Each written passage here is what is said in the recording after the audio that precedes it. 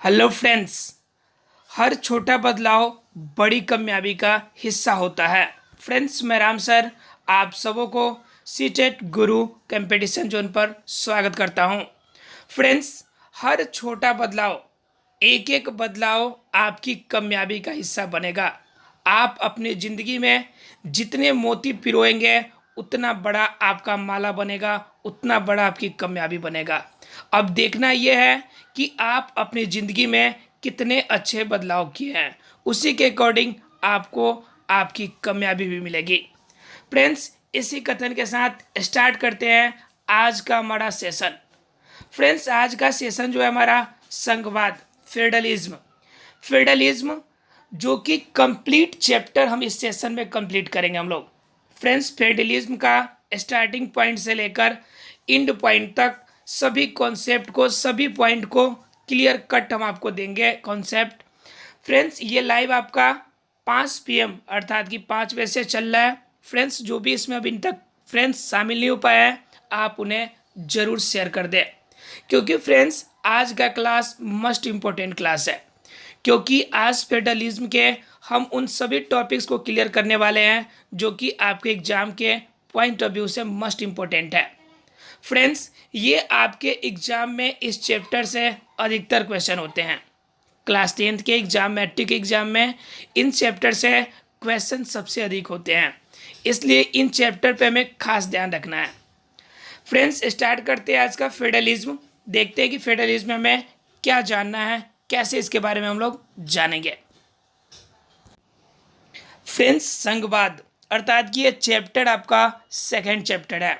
इससे पहले हम लोगों ने फर्स्ट चैप्टर को कवर अप कर चुके हैं हम लोग। ये संघवाद का आपका है। इस चैप्टर में हम लोग कवर करेंगे उन सभी बातों के बारे में जो कि आपके संघवाद से रिलेटेड है। अर्थात कि सरकार, अर्थात कि राज्य सरकार, केंद्र सरकार, पंचायत लेवल की सरकार, हर तरह की सरकार हमारे देश में कैसे चलती है, हमारे देश के नियम कानून किन आधारों पे चलती है, हमारे देश के जो लोकतंत्र है वह किस प्रकार कार्य करती है, इनके बारे में जानेंगे। ये स्पेशल इंडिया के बारे में भी जानेंगे, साथ ही साथ देश के वर्ल्ड के कुछ टॉप मोस्ट कंट्रीज़ के बारे में भी जानेंगे कि उनके अंदर अगर संघवाद चलता है, अगर वहाँ पे अगर शासन की कोई व्यवस्था है तो वो कौन सी व्यवस्था है और कौन व्यवस्था हमारे लिए परफेक्ट है और किस कंट्री के लिए कौन सी व्यवस्था परफेक्ट है। आखिर शासन की व्यवस्था हमारे देश या किसी छोटे बड़े देश में कैसे चलती है, आखिर शासन का मेन मकसद क्या होता है और कैसे नियम कानून बनाए जाते हैं। फ्रेंड्स, जो स्पेशल ये चैप्टर हम लोग को जानना है संघवाद। संघवाद का मतलब होता है कि संघ के साथ, एक ग्रुप के साथ सभी को मिलाकर कार्यों को करना। फ्रेंड्स, इस चैप्टर में इस संघवाद टॉपिक पर हम लोग स्पेशली जानेंगे कि संघवाद में कैसे हमारा केंद्र सरकार कैसे हमारा राज्य सरकार, ठीक है फ्रेंड्स, केंद्र सरकार, राज्य सरकार, उसके बाद स्थानीय शासन जिसे हम लोग पंचायत लेवल, नगर पालिका लेवल कहते हैं। फ्रेंड्स, ये सभी का सामंजस्य एक ही व्यक्ति पर कैसे होता है, संघवाद की क्या विशेषता है, संघवाद हमें क्यों जरूरी है, इनके बारे में हम लोग कंप्लीट जानेंगे।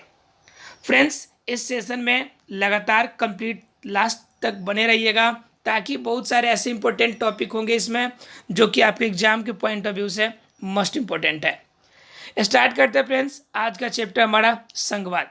इसमें पहला टॉपिक हम लोग जानेंगे कि संघवाद होता क्या है, क्या होता है संघवाद, इनके बारे में।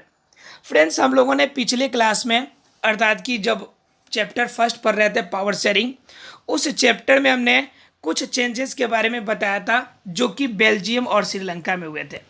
स्पेशली बेल्जियम और श्रीलंका में जो चेंजेस हुए थे इनके बारे में हम लोगों ने पढ़ा था। बेल्जियम में भी समस्या थी कि वहाँ के लोगों के अंदर जो भाषाई विविधता थी उसके आधार पर वहाँ पे समस्या उत्पन्न हुई थी, फ्रेंच और डच में। श्रीलंका के अंदर भी आपकी हुई थी, वो हुई थी सिन्हाला और आपका तमिल में। जरा कमेंट्स बॉक्स में फटाफट बता दीजिएगा कि सिन्हाला का परसेंटेज श्रीलंका में कितना था। इससे पीछे वाला भी आपका रिवीजन होता रहेगा। फ्रेंड्स, क्या है कि आपको इसमें देखना है कि अब इनकी जो समस्या थी बेल्जियम और श्रीलंका में, तो इनकी समस्या ठीक कैसे हुई भाई, तो इनकी समस्या ठीक हुई पावर शेयरिंग से। अर्थात कि जो एक व्यक्ति के हाथ में था पावर, उसे क्या किया गया, छोटे छोटे स्तर में बांटा गया और उनका कंट्रोल जो था, ओवर कंट्रोल जो था, वह केंद्र सरकार के पास था। यानी कि दोनों के दोनों एक साथ मिलकर कार्य को करने के रूप में आपका कार्य किए थे। अर्थात कि छोटे स्तर पे बड़े स्तर पे सब मिलकर अगर देश का विकास करें, सभी समुदाय का लोग अगर देश का विकास करने की सोचे तो ऑब्वियसली देश का विकास करेगा।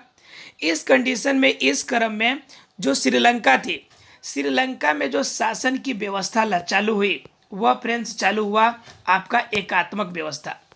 एकात्मक व्यवस्था का मतलब होता है जब शासन का बागडोर सीधे सीधे केंद्र सरकार के हाथ में हो। एकात्मक सरकार का मतलब होता है जिसका बागडोर केंद्र सरकार के हाथ में हो। अर्थात कि केंद्र सरकार जब अपने मर्जी के हिसाब से जब वो कार्यों को सिर्फ कर सकते हैं तो वो सरकार की व्यवस्था हमारी कहलाती है एकात्मक सरकार। फ्रेंड्स, इसमें क्या होता है कि इनके अंदर भी राज्य बटे हुए होते हैं, प्रांतीय होता, प्रांत क्षेत्र होता है, लेकिन इसके बावजूद भी जो मेन निर्णय लेने का जो पावर होता है वह सिर्फ और सिर्फ किसके पास होता है जी, केंद्र सरकार के पास। ठीक है फ्रेंड्स, तो ये हो गया आपका एकात्मक सरकार। और दूसरा लेवल होता है संघवाद। ठीक है फ्रेंड्स, जिसे हम लोग संघीय सरकार कहते हैं।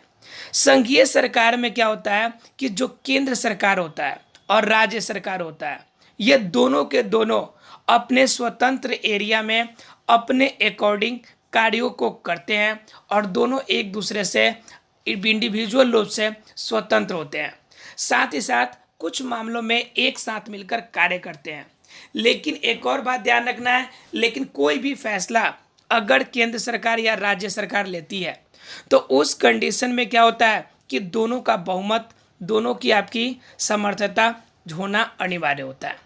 ठीक है फ्रेंड्स, तो इसमें हम लोगों ने श्रीलंका का केस देखा था और आपका एक देखा था बेल्जियम का केस।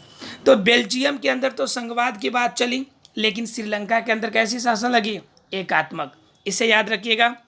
कुछ फ्रेंड्स ने कमेंट्स किया है सिन्हला, और मैंने जो पूछा था सिन्हला और तमिल के लिए 74% है फ्रेंड्स एक सिन्हला, और आपका तमिल जो था वह कितना परसेंट था, वो था आपका 18%। ठीक है फ्रेंड्स, देखते हम लोग आगे। कह रहा है कि यहाँ पे देखिए वहाँ पे जो आपका प्रॉब्लम था यहाँ पे भी बता रहा है आपका कि वहाँ की सरकारें भी क्या हो गई, केंद्र सरकार की शक्ति में कमी करना भी एक था और दूसरा प्रांतीय सरकार को दिया गया। अर्थात कि बेल्जियम में जो प्रॉब्लम हुई उनमें क्या किया गया, सरकार का गठन, केंद्र सरकार की शक्ति जो थी, उनकी जो बहुत अधिक पावर थी उसको कम कर दिया गया और उनके कुछ पावर को प्रांतीय सरकार अर्थात कि राज्य सरकार को दिया गया। बेल्जियम में देखे थे कि हम लोग ब्रुसेल्स में जो उसकी राजधानी थी वहाँ पर एक ही आपके जो फ्रेंच वाले थे उनकी जनसंख्या अधिक थी, 80% थी। अब 80% होने की वजह से वो केंद्र पर क्या करते थे, अपने हिसाब से शासन करते थे, जिसके वजह से ओवरऑल कंट्री में शासन चलता था। लेकिन इनकी प्रॉब्लम की वजह से उसके बाद उनके संविधान में संशोधन किया गया और संशोधन करने के बाद ये लगाया गया कि केंद्र सरकार और राज्य सरकार दोनों को इसके लिए स्पेशल अधिकार है और दोनों अपने अनुसार कार्य को कर सकते हैं। फ्रेंड्स, अगर हम लोग देखिए संघवाद क्या है, इनमें अगर पॉइंट को हम और जानने की कोशिश करें तो क्या होता है कि ये बदलाव जितने भी किए गए, ये 1993 के बाद की बात है। कह रहा है कि सन 1993 में, ठीक है, जो आपका प्रांतीय सरकार था इसको कुछ संवैधानिक अधिकार भी दिया गया। प्रांतीय सरकार अब केंद्र सरकार पर निर्भर नहीं रहती है। ठीक है, 1993 से पहले अर्थात कि 1992 में ये चेंजेस किया गया था फ्रेंड्स। ये संविधान संशोधन हुआ था आपका 1992 में। 1992 से पहले अर्थात कि जो शासन की व्यवस्था थी वह शासन केंद्र और राज्य दोनों अलग अलग स्तर पे थे। हालांकि ये व्यवस्था हमारी अगर ध्यान से देखें तो ये 1935 के एक्ट से आता है। भारत सरकार एक्ट 1935 से हमारा जो सरकार है वह संघीय सरकार के रूप में कार्य कर रहा है। लेकिन उसके बावजूद भी 1935 से लेकर 1991 तक, इस डेट को याद रखिएगा फ्रेंड्स, इंपॉर्टेंट डेट है।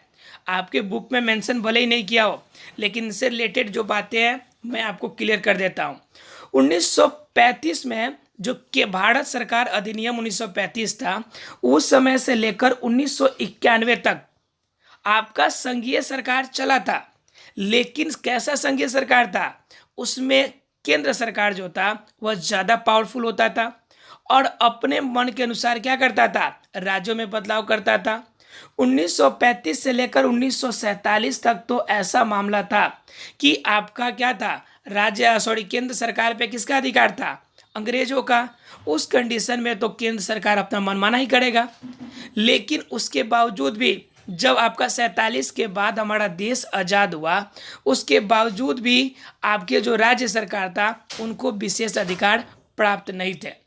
यह घटना आपको 1991 तक चली। 1992 में जाकर क्या हुआ, संविधान का संशोधन हुआ, जिस संविधान संशोधन में बताया गया कि केंद्र सरकार पर अब राज्य सरकार कंप्लीटली डिपेंड नहीं रहेगी। ठीक है फ्रेंड्स। उसके बाद 1992 में यह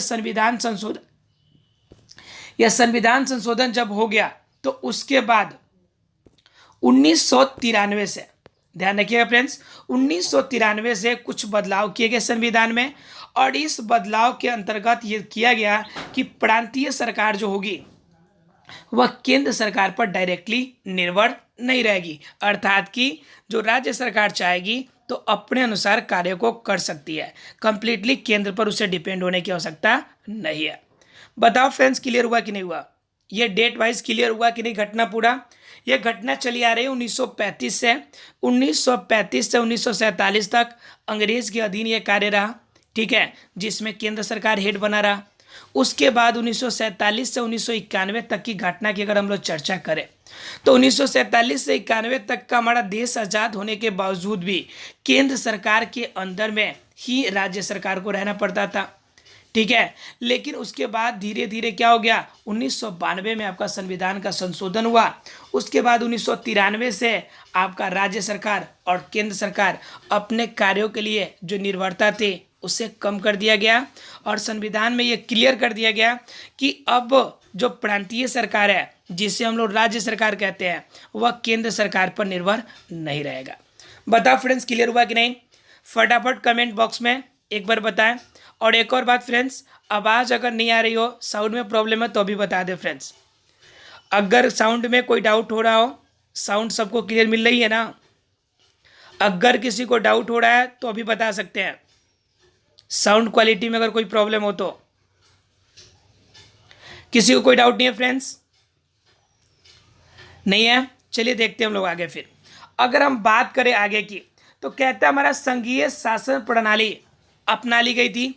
उसके बाद मैंने अभी बताया था आपको कि श्रीलंका के अंदर जो संघीय व्यवस्था थी उसमें आपका केंद्र सरकार के पास ही सारे अधिकार थे। मैंने बताया था कि वहाँ पर एकात्मक शासन की व्यवस्था है। श्रीलंका में कैसी व्यवस्था लगी, एकात्मक शासन की व्यवस्था लगी। ठीक है, जहाँ पे मेन अधिकार किसके पास होता था, केंद्र सरकार के पास, केंद्र सरकार के पास। ठीक है फ्रेंड्स, देखते हैं आगे हम लोग। इसमें कहता है उसके बाद कि संघीय शासन व्यवस्था एकात्मक शासन व्यवस्था से ठीक उल्टा है। ठीक है, संघीय व्यवस्था और एकात्मक व्यवस्था, संघीय व्यवस्था एकांतर व्यवस्था से आपका कैसे अलग है भाई। तो एकात्मक व्यवस्था में हमने कहा कि ये जो होता है, एकात्मक व्यवस्था में जो पावर होता है वह किसके पास होता है, केंद्र सरकार के पास होता है। एकात्मक व्यवस्था में मेन पावर किसके पास होगा, केंद्र सरकार के पास। और संघीय व्यवस्था में राज्य सरकार के पास अपना पावर होगा, केंद्र के पास अपना पावर होगा, स्थानीय क्षेत्रों में स्थानीय क्षेत्र का अपना पावर होगा। बताओ फ्रेंड्स, ये दोनों क्लियर हुआ कि नहीं, एकात्मक और संघीय। संघीय में क्या होगा, राज्य सरकार के पास भी अपना पावर होगा, केंद्र के पास भी होगा, स्थानीय शासन वाले के पास भी होगा। लेकिन एकात्मक प्रणाली में मेन पावर जो होगा, जो वर्क करने की कैपेसिटी होगी, वह किसके पास होगा, सिर्फ केंद्र सरकार के पास। बताओ ये एक दूसरे से उल्टे हुए कि नहीं, यहाँ पे केंद्र सरकार के पास ही पावर है और यहाँ पे केंद्र सरकार के पावर अलग अलग क्रम में बटा हुआ है। ठीक है, ये उल्टा हो गया कि नहीं, इसलिए कहा जाता है संघीय शासन की व्यवस्था एकात्मक शासन की व्यवस्था से बिल्कुल अलग है। अर्थात कि जो आपका यूनिटी लेवल का आपका जो सिस्टम है वह फेडरलिज्म से बिल्कुल अलग है। यूनिटी लेवल का जो शासन होता है उसमें आपका सेंट्रल गवर्नमेंट जो होता है वह हेड ऑफ डिपार्टमेंट होता है, लेकिन अगर फेडरलिज्म में बात कीजिएगा तो स्टेट लेवल, सेंट्रल लेवल, ठीक है, साथ ही साथ आपका जो लोकल एरियाज के आपके लोग हैं उनका जो आपका सिस्टम लेवल है वह अलग अलग होता है। अर्थात कि कह सकते हैं कि केंद्र आपका जो एकात्मक और संघीय है वह कंप्लीटली एक दूसरे के अपोजिट है। क्लियर है फ्रेंड्स? क्लियर है सबको कि केंद्र सरकार आपका किस में हेड रहेगा? एकात्मक शासन में। और संघीय शासन में कौन हेड रहेगा? राज्य भी अपने स्तर पे हेड रहेगा, केंद्र भी अपने स्तर पे हेड रहेगा, आपका स्थानीय शासन भी अपने जगह पे हेड रहेगा। अर्थात कि यह तीनों को मिलाकर शासन की व्यवस्था की जाएगी, यहाँ पर कोई भी एक हेड नहीं रहेगा। क्लियर है फ्रेंड्स? सबको ठीक है? तो यहाँ पे क्लियर कर दे रहा है, इसमें भी कह दे रहा है आपको कि बाकी इकाइयाँ यानी एकात्मक व्यवस्था की शासन एक ही स्तर की होती है, अर्थात केंद्र हेड होगा। बाकी जो इकाइयाँ होगी उनकी प्रांत स्तर का उनके अंडर में काम करेगी, अर्थात केंद्र सरकार उसे क्या करेगी? ऑर्डर देगी, भाई ऐसे तुम्हें करना है और वैसे ही करना है मजबूरी में। ठीक है फ्रेंड्स? अगर हम लोग बात करें आगे की, इस आपका चार्ट के थ्रू से देखने, सॉरी मैप के थ्रू से देखने की कोशिश करें तो देखिए फ्रेंड्स, जो ये बड़ा बड़ा आपको फोटो दिख रहा है, ठीक है, देखिए यहाँ पे जो आपको फोटोग्राफ दिख रहा है इसमें जो जो पार्ट आपको रेड कलर का दिख रहा है, जो पार्ट आपको रेड कलर वाला दिख रहा है, जैसे मान लीजिए कि ये रूस का एरिया दिख रहा है, कनाडा दिख रहा है आपको, संयुक्त राज्य अमेरिका दिख रहा है आपको, ब्राज़ील दिख रहा है, ठीक है, इंडिया दिख रहा है यहाँ पे आपका इथोपिया है, नाइजीरिया है, उसके बाद क्या आपका ये आपका बेल्जियम, ठीक है, उसके बगल में स्विट्जरलैंड, स्पेन। फ्रेंड्स ये जो बड़े वर्जन, ये अर्जेंटीना है आपका, ठीक है फ्रेंड्स, ये दक्षिण अफ्रीका है। फ्रेंड्स ये जितने भी पार्ट मैंने आपको ब्लैक कलर से दिखाए हैं ये सभी पार्ट इंडिया, सॉरी पूरे वर्ल्ड के ऐसे कंट्रीज हैं जिन कंट्रीज के अंदर संघीय शासन की व्यवस्था है। अर्थात कि अगर बात करें हम लोग तो टोटल देशों का जो ग्रुप है, एक टोटल देशों का ग्रुप है 193 देशों का एक ग्रुप है। 193 देश का मतलब हुआ देश के जो टॉप मोस्ट कंट्रीज हैं उन सभी का एक ग्रुप है। उस ग्रुप को हम लोग बोलते हैं यूएनओ, यूनाइटेड नेशन ऑर्गेनाइजेशन। ठीक है फ्रेंड्स, इसमें यानी कि संयुक्त राष्ट्र संगठन, इसमें पूरी दुनिया के सबसे टॉप मोस्ट छोटे से लेकर बड़े स्तर की कंट्री इसमें शामिल है। कुछ ही ऐसे कंट्री है जो इसमें शामिल नहीं है। तो ये 193 देशों का जो ये समूह है, ठीक है, इस समूह में से सिर्फ आपके 25 ऐसे कंट्रीज हैं, सिर्फ 25 ऐसे कंट्री है जहां पर संघीय सरकार की व्यवस्था है, जैसा जहां पर क्या है जी हमारा संघ सरकार है। बाकी जितने बच गए, ठीक है फ्रेंड्स, जितने भी आपके कंट्रीज बच गए वहां पर संघीय सरकार की व्यवस्था नहीं है। लेकिन एक और इंपॉर्टेंट बात बता दें कि ये 25 कंट्री, जिस कंट्री में संघीय व्यवस्था है, यह फ्रेंड्स जो ये आपके मैंने बताया आपको जो 193 कंट्री का जो 25 देश के बारे में हम लोग बात कर रहे हैं, इन 25 देशों की अगर बात कर रहे हैं हम लोग तो ये 25 देश जो हमारे हैं वह पूरी दुनिया का लगभग 40% जनसंख्या कंटेन करने वाला है। यानी कि पूरी दुनिया में जितनी जनसंख्या है उसका 40% जनसंख्या सिर्फ इस 25 कंट्री में है। इसका मतलब समझ सकते हैं कि आपका जो यह 25 कंट्री है यह दुनिया का कितना पॉपुलर कंट्री है। अर्थात कि पॉपुलेशन के मामले में पूरी दुनिया एक तरफ, अर्थात कि 25 कंट्री एक तरफ और दूसरे तरफ क्या, टोटल 193 कंट्री मैंने बताया था, एक तरफ 25 कंट्री और दूसरे तरफ कितना बच गया आपके पास, वो बच गया आपका लगभग 68 कंट्री। ठीक है फ्रेंड्स, ये आपके 68 नहीं फ्रेंड्स, 68, ठीक है फ्रेंड्स, ठीक है 68, ठीक है 68 कंट्रीज आपका एक तरफ और दूसरे तरफ आपका सॉरी 168 कंट्री और दूसरे तरफ 25 कंट्री। तो 168 कंट्री का वेटेज टोटल मिलाकर 60%, पूरी दुनिया का जनसंख्या का 60% 168 देश के पास और 40% जो जनसंख्या है वह सिर्फ 25 कंट्री के पास। और ये 25 कंट्री जो है, इन्हीं 25 कंट्री में क्या हमारा संघीय शासन व्यवस्था है। बाकी जो 168 हो गया, वहां पर या तो आपका क्या है एकात्मक सरकार की व्यवस्था है, या तो वहां पे क्या है एकात्मक सरकार की व्यवस्था है, या फिर दूसरा कौन सा है आपका, या फिर दूसरा उनके यहाँ पे हो सकता है कि राज शासन हो। ठीक है, जैसे भी नेपाल में कुछ दिन पहले तक राजकीय शासन की व्यवस्था थी। ठीक है, जहाँ पे राजा हेड हुआ करता था, लेकिन अब वहाँ पर भी शासन की व्यवस्था लोकतंत्र में तब्दील कर दी गई है। फ्रेंड्स, इस तरह से समझ सकते हैं कि आखिर इतने बड़े स्तर पर आपका संघीय सरकार क्यों है। इतने बड़े स्तर पर आपका 25 कंट्री में ही संघीय सरकार है और उनमें इतना अधिक जनसंख्या है, अर्थात कि हम एक शब्दों में कह सकते हैं कि जो ज़्यादा पॉपुलेशन वाला कंट्री है, जहाँ पे जनसंख्या अधिक है, वहाँ पे किस तरह का सरकार बनेगा जी, संघीय सरकार बनेगा। और जो देश छोटे हैं उन देशों में मेनली आपका एकात्मक या अन्य लेवल का सरकार बन सकता है। बताओ फ्रेंड्स, क्लियर हुआ कि नहीं हुआ। टोटल 193 कंट्री, जिसमें से 25 कंट्री में संघीय है, बाकी में एकात्मक सरकार। इस 25 में से 40% हिस्से ही आपका क्या है पूरी दुनिया का पॉपुलेशन रखता है इस 25 देश में ही, और 60% में पूरी आपका 60% जनसंख्या जो है यह बाकी 168 कंट्री में। ठीक है फ्रेंड्स, क्लियर है सबको क्लियर है।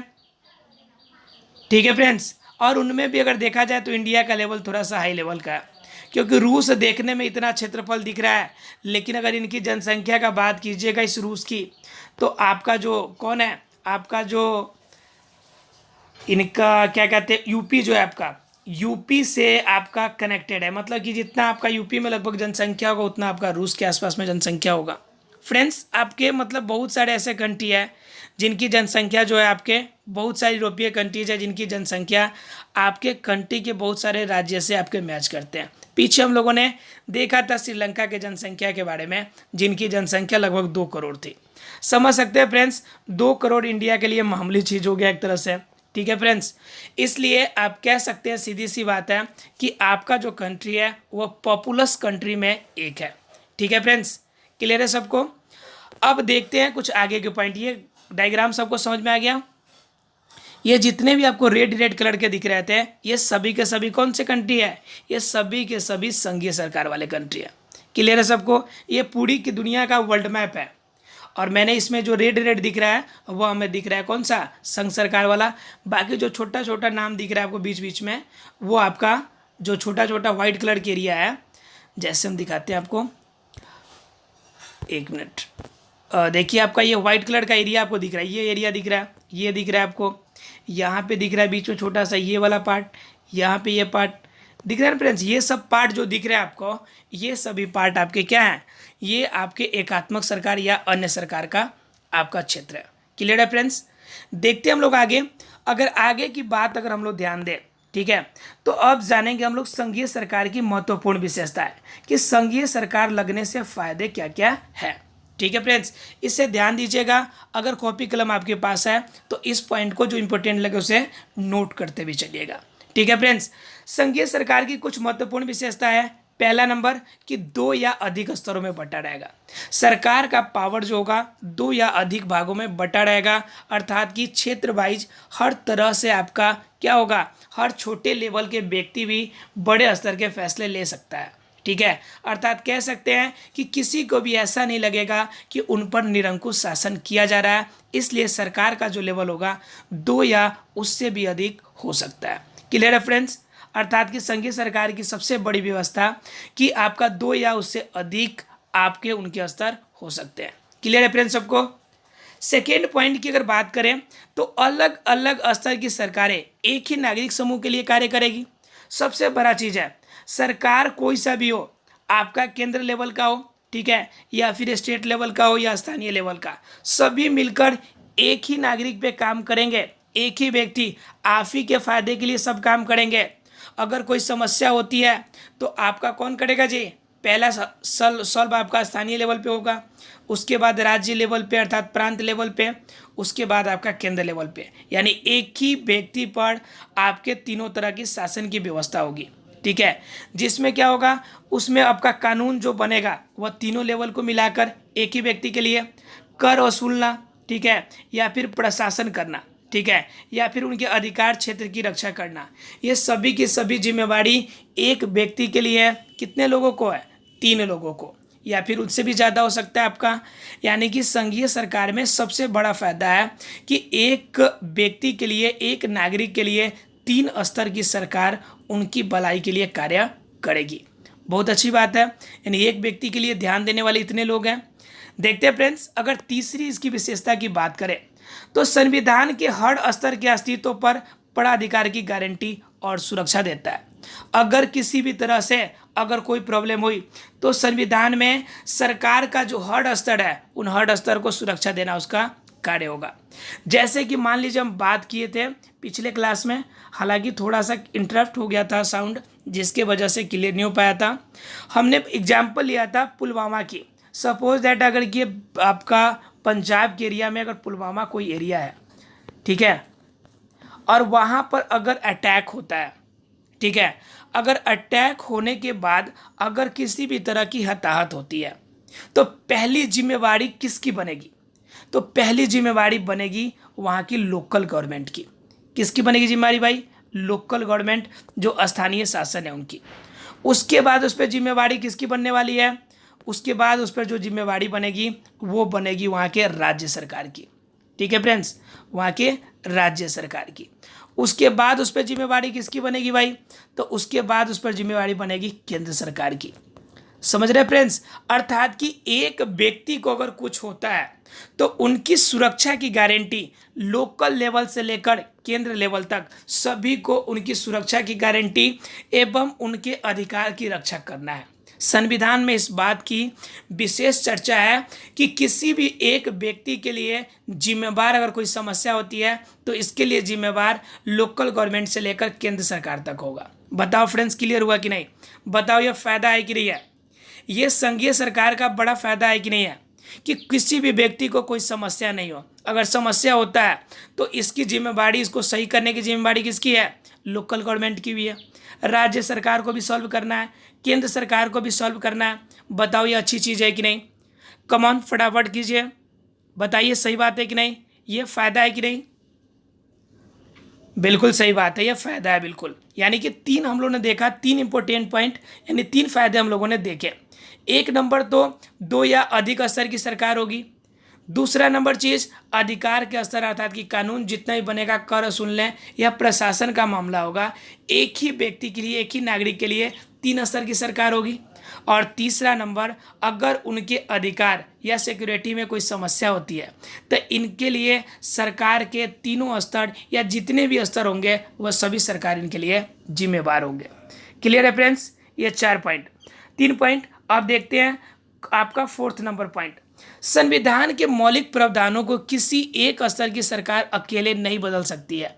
ठीक है, आपका अगर मौलिक प्रावधान है, कोई आपको अगर बेनिफिट मिलती है तो कोई एक सरकार चाहे तो उसे चेंज नहीं कर सकती है। जैसे हम एक मौलिक प्रावधान के बारे में एक बात कर लेते हैं थोड़ा सा। जैसे SC और ST, ठीक है, इनको संविधान में छूट दिया गया है। ठीक है, कि ये शेड्यूल कास्ट या शेड्यूल ट्राइब के जितने भी लोग हैं उन्हें क्या किया जाएगा? कुछ परसेंट छूट दिया जाएगा। सपोज दैट हम बात करते हैं 33% इन्हें छूट दिया जाएगा।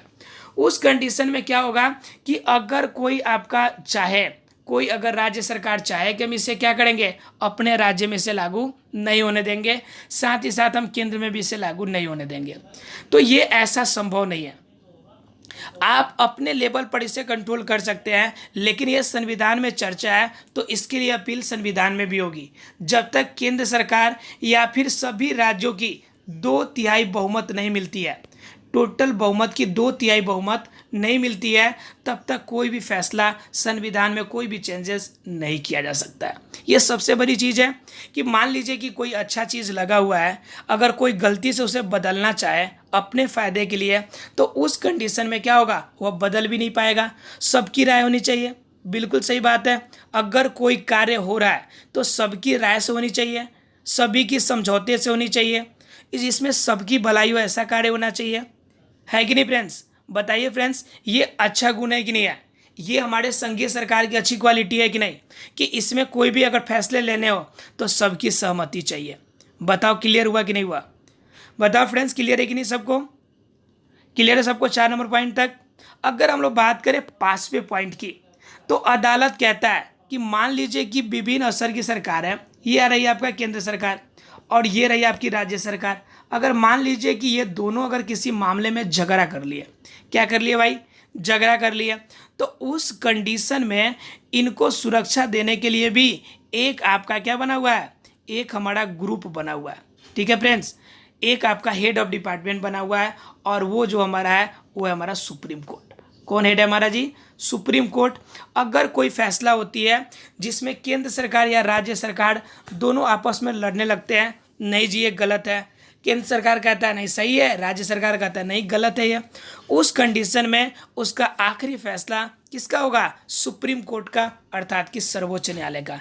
ये भी अच्छी बात है कि मान लीजिए अगर केंद्र सरकार राज्य सरकार अगर किसी कार्य के लिए दोनों आदमी अगर राजी नहीं हुए, इस कंडीशन में दोनों के बीच में अगर कॉन्फ्लिक्ट पैदा होने लगी, उस कंडीशन में केंद्र सरकार आपका जो सुप्रीम कोर्ट होगा वो कहेगा नहीं भाई, मेरा जो फैसला होगा वो मान्य फैसला होगा, आखिरी फैसला होगा। ठीक है, और सुप्रीम कोर्ट का जो फैसला होगा उन्हीं के फैसले को सभी सरकार को, सभी स्तर के सरकार को मानना पड़ेगा। बताओ फ्रेंड्स, क्लियर हुआ कि नहीं हुआ सबको? क्लियर हो गया 5 पॉइंट, यानी पहला 2 या उससे अधिक स्तर की सरकार, दूसरा कि अगर कोई भी समस्या होती है तो उनके लिए जिम्मेवार कौन होगा? आपका तीनों लेवल का सरकार होगा। तीसरा नंबर आपका एक ही नागरिक के लिए आपके 3 स्तर की सरकार बनी हुई है। और चौथा हमने क्या पढ़ा कि कोई भी अगर चेंजेस करना चाहे, कोई भी अगर बदलाव करना चाहे तो सिर्फ अकेले एक सरकार नहीं कर पाएगी, उसके लिए 2/3 बहुमत चाहिए, यानी कि सभी की बहुमत से, सभी की राय से ही ये बदलाव हो सकता है। तो ये अच्छी बात है। उसके बाद 5वां नंबर, बाय द वे अगर कभी केंद्र सरकार और राज्य सरकार आपस में लड़ गए कि भाई केंद्र कह रहा है वो गलत है, राज्य कहता है कि केंद्र कहता है नहीं राज्य कह रहा है वो गलत है, ये दोनों आपस में लड़ गए, तो उस कंडीशन में एक और आपका बनाया गया उसका हेड, जिसे हम लोग कहते हैं सुप्रीम कोर्ट या सर्वोच्च न्यायालय, वह फैसला देगा कि केंद्र सरकार की बात सही है या राज्य सरकार की बात सही है, उनके आधार पर वो फैसला करेगा। बताओ फ्रेंड्स, सबको क्लियर हुआ कि नहीं हुआ 5 पॉइंट? बताओ फ्रेंड्स, 5 फायदे संघीय सरकार का सबको क्लियर है? क्लियर है कि नहीं सबको? सबको क्लियर है? Very good. कमेंट्स करते रहिएगा तो थोड़ा मुझे भी मज़ा आएगा कि आप पढ़ रहे हैं, आपका ध्यान पे कंसंट्रेशन है फ्रेंड्स। देखते हैं फ्रेंड्स 6 नंबर पॉइंट की फ़ायदा क्या है। 6 और 7 नंबर कह रहा है आपका 6 नंबर इतना इंपॉर्टेंट है, 6 नंबर कि आप देखकर मन खुश हो जाएगा आपका। क्यों इंपॉर्टेंट है वो भी देख लीजिए आप। इंपॉर्टेंट होने का मेन रीजन क्या है? कह रहा है कि आपका वित्तीय स्वायत्त है। यहाँ पर वित्तीय स्वायत्त का मतलब क्या होता है? ध्यान दीजिएगा यहाँ पे। वित्तीय स्वायत्त का मतलब मान लीजिए केंद्र सरकार है, केंद्र सरकार का पैसा का स्रोत अलग है, राज्य सरकार है उनका पैसा का स्रोत क्या है हमारा, वो भी अलग है। ठीक है फ्रेंड्स, आपका स्थानीय लेवल का आपका पैसा का स्रोत है वो भी आपका अलग है। इस कंडीशन में क्या होगा, जब तीनों जगह से पैसे आएंगे, तीनों जगह से अगर पैसे आते हैं, ठीक है, तीनों जगह से जहां पर पैसे आपके आएंगे, जहां पर तीनों जगह से पैसे आएंगे, वो सभी पैसे खर्च किसके लिए किए जाएंगे? वो किया जाएगा आपके जनता के लिए। वो किया जाएगा फ्रेंड्स, एक मिनट फ्रेंड्स, वो सारे पैसे जो खर्च किए जाएंगे वो किए जाएंगे किसके लिए? जनता के लिए, आम नागरिक के लिए, यहाँ तक कि हम सबों के लिए किए जाएंगे। बताओ कितनी अच्छी बात है।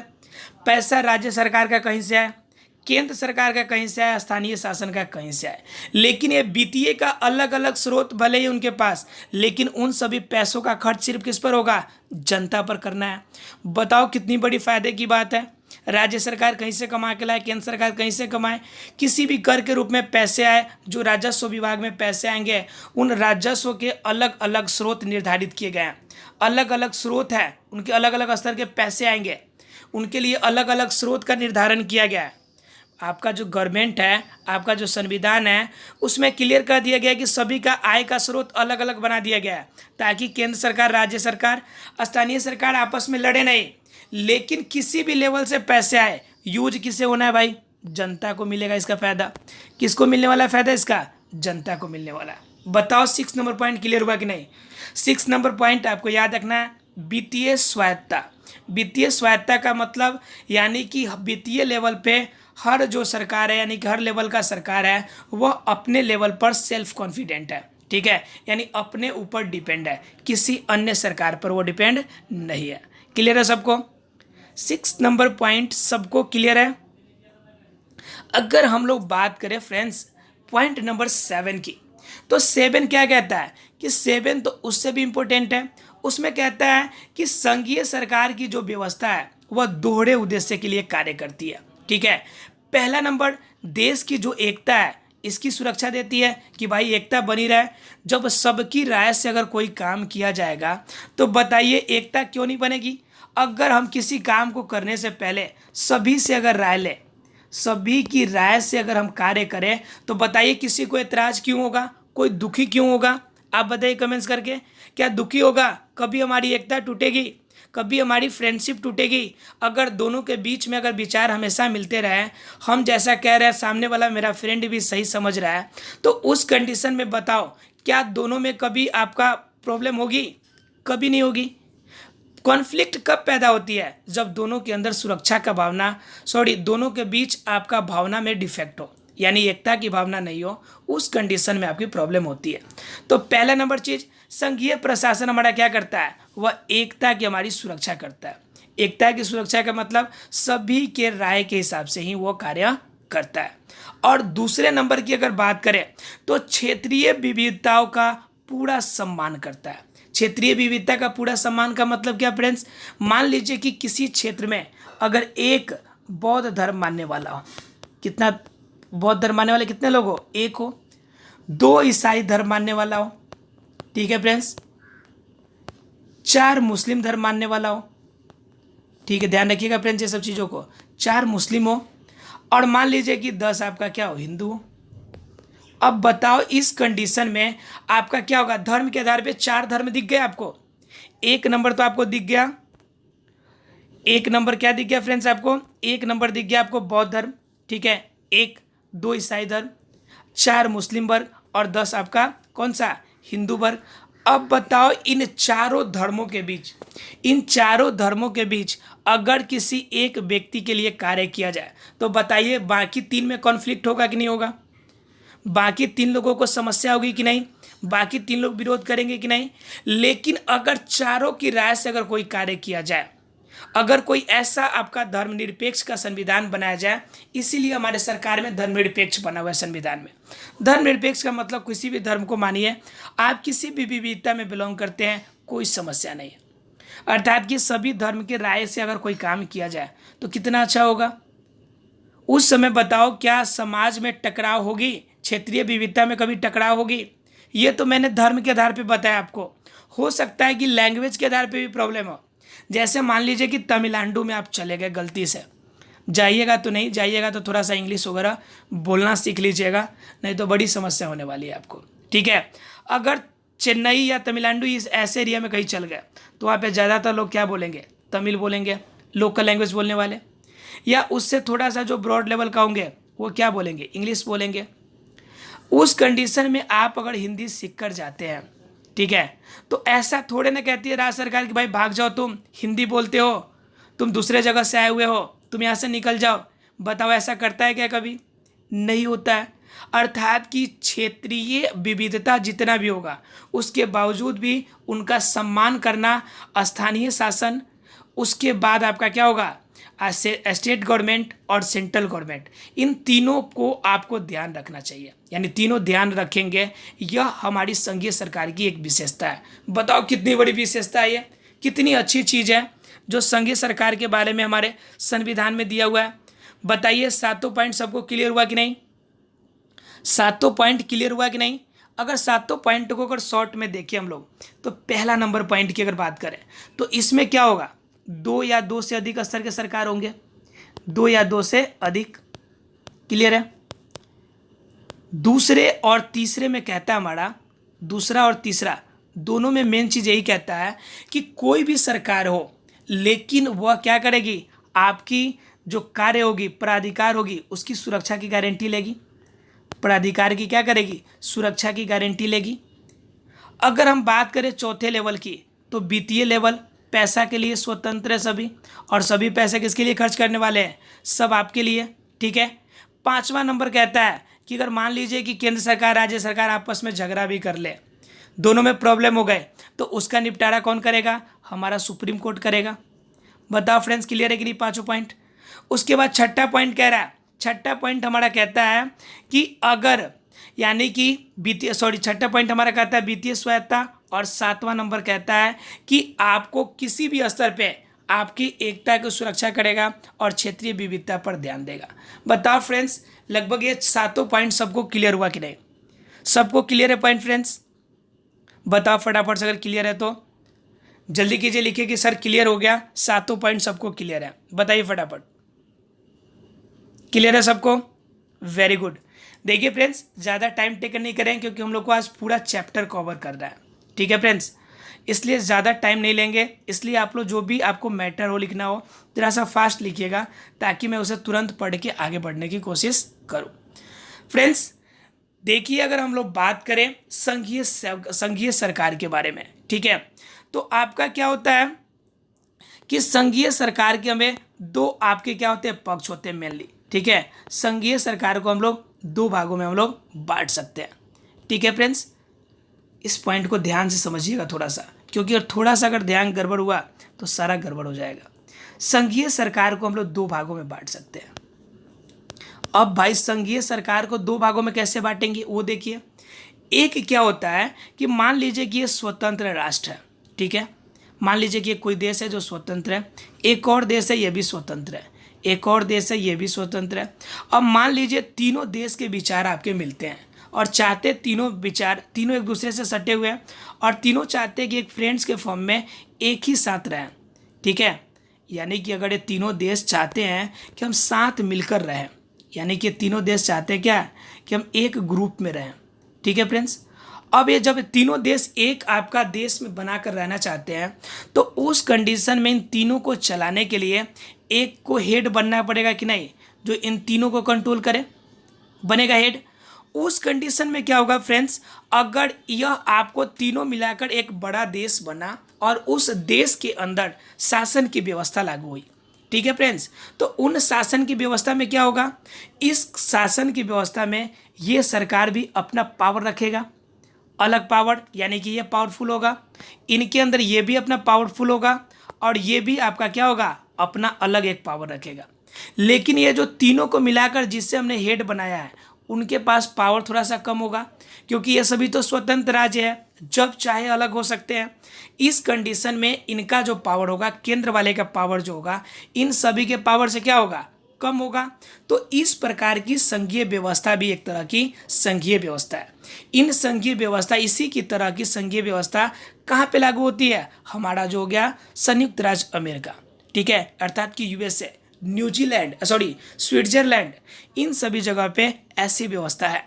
फ्रेंड्स इसमें एक चीज़ है कि क्वेश्चन आप ध्यान दीजिएगा, अगर आपने पढ़ा होगा यूएसए, यूएसए का हिंदी क्या होता है भाई, इसका हिंदी होता है संयुक्त, ध्यान दीजिएगा वर्ड पे, संयुक्त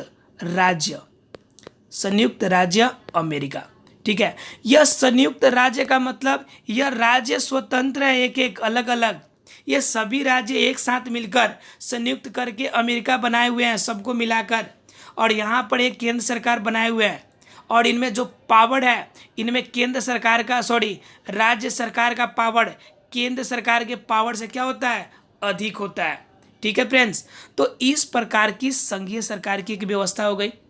क्लियर हुआ कि नहीं हुआ बताओ फ्रेंड्स, इस प्रकार की संघीय सरकार क्लियर हुआ कि नहीं, इस प्रकार की संघीय सरकार या क्लियर हुआ कि नहीं, कि जिसमें आपके स्वतंत्र राष्ट्र रहेंगे और स्वतंत्र राष्ट्र मिलकर एक बड़ा सा राष्ट्र अर्थात कि बड़ा सा देश का निर्माण करेंगे, और वह देश के अंदर जो भी स्वतंत्र राष्ट्र होंगे वह सभी के अपना अपना कार्य करने का अधिकार होगा, लेकिन कोशिश करेंगे कि कोई ऐसा काम नहीं करें कि उनके तीनों देशों के बीच में कभी टकराव हो और जिनके वजह से उनका जो गठबंधन है वो टूट जाए।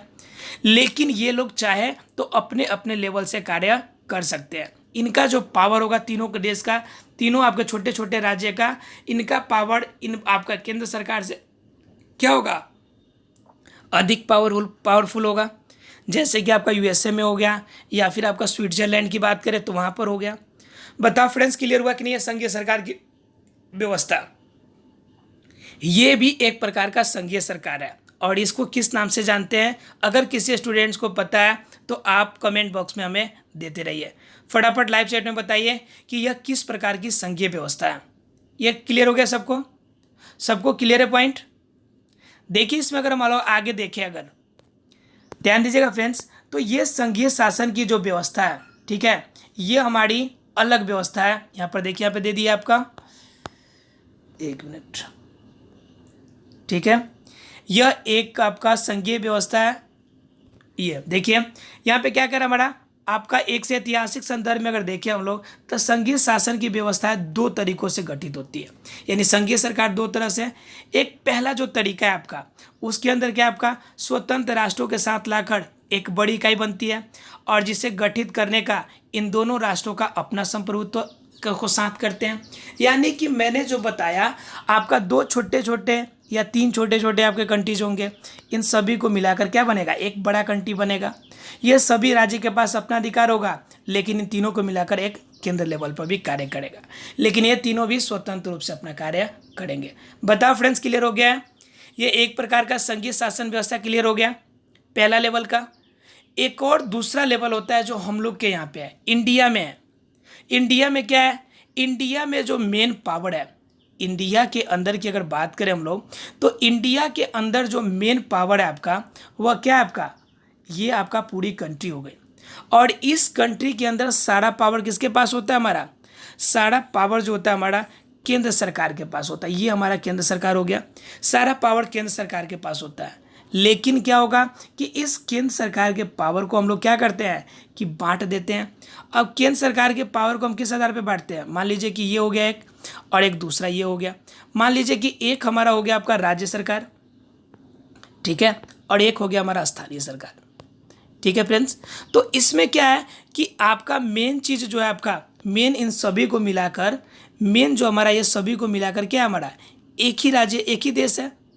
और एक ही देश के सरकार को हम लोग क्या किया है, हम लोगों ने अलग अलग लेवल में हमने पावर को बांटा है, ठीक है फ्रेंड्स। अब क्या हुआ कि एक देश, जिनके पास एक ही देश है, और हमने क्षेत्रीय विविधता, सामाजिक विविधता, आंतरिक विविधता के कारण राज्य और स्थानीय शासन को हमने बांट दिया, क्योंकि हमारे देश पर सामाजिक भिन्नता, आंतरिक विभिन्नता चाहता है। मान लीजिए कि अगर हम लोग बात करें कि भाषा के आधार पे, तो भाषा के आधार पर भी हम अपने देश को बांट सकते हैं, और देश हमारा बटा भी है।